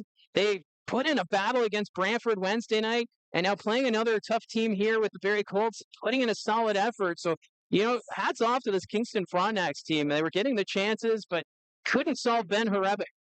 When I talked to Dennis Martindale, coach last night, I said, look, we're coming in to face Kingston. We want to carry that game on from last night. But he said, look, he goes, you look at Kingston, the standings, they're struggling right now, but they play a structured game. They make you work through everything. It's hard to score against them. They got outstanding goaltending. And what happens, that's what we get. We see here today, Barrie, they kind of had to squeeze one out, but they get the job done. And again, it's a Colts team that what I like is they haven't played their best game at times, but what you do, you're finding ways to win hockey games. And sometimes you find those games that it's not that you don't deserve to win, but maybe, okay, you give up 40 shots, right? You're outshot here, but you find a way to win these games. And a big one here and a sweep on the Eastern road trip. Yeah, just an incredible game, a couple of games here by the Barrie Colts to get the 4 points this weekend. And now we do have the 3 stars presented by Craighurst Crossing by Georgian Communities. New homes, minutes from North Barrie, where inspired living meets small town charm. And for the 3 stars, your third star tonight from the Kingston Frontenacs, Nolan Butter. He had a goal. That was a beautiful setup there for the Frontenacs. They tied the game at 1 at that point. Bodie Stewart, he is your second star, had the game winner with the good bounce. And for Stewart, he's had some shots, but hasn't getting a lot of goals. So he got the bounce here this afternoon. And then the first star, no real surprise here. Ben Horebic, 39 saves, is your first star of the hockey game. Well, we've seen that a lot, right, this year. And, good for Bodie as well, too, because I think there's times you don't see the offensive numbers that maybe he deserved. He's played well, and, the puck just a little bit snake bit. And tonight you get a bit of a break, and, hey, you'll take those, right? And you hope that sparks. And, look, with these players going away to World Juniors, Hemming and Bowden, it's a lot of your offense. It's going to be guys like Bodie Stewart that Barrie turns to kind of carry the load. Yeah, so we should find out early next week. Sounds like either Monday or Tuesday we'll find out the preliminary rosters for Team Canada. We expect Cole Baudouin and Kayshawn Aitchison will have their names called for that. And then it's going to be the depth. It's going to be tested here for the Barrie Colts. And they do have 4 of the 5 next games on home ice. So that's a bit of an encouragement there for the Barrie Colts. Yeah, and then you got Ben Horebic, and again, we've talked about the secondary scoring. We've seen that a little bit of late. Even Justin Hanser pitching in, the Bodie Stewarts. You've seen these guys pitching in offense. Well, they're going to get a big opportunity now. They're going to get power play time. They're going to get key minutes, and the coaches, they're watching, and they're going to notice. So that's going to do it for the broadcast here from Slush Puppy Place in Kingston. Want to thank everyone for tuning in and being a part of the conversation on the live stream. And just a reminder that the next 2 games next week are on home ice, so you'll be able to watch those on Rogers TV. It's going to be Owen Sound on Thursday, and then the Niagara Ice Dogs make their first trip to Barrie on Saturday. Our next road broadcast will be December 19th in Brampton, so stay tuned for that. So we'll have the live stream from the CAA Center. So if you haven't hit subscribe, you'll want to hit subscribe so you'll be notified so you can tune into the broadcast for the final game before the Christmas break. So for Gene Pereira, for Josh McCann, I'm Mike Poirier saying so long from Kingston, where it's a 2-1 final for the Barrie Colts over the Kingston Frontenacs.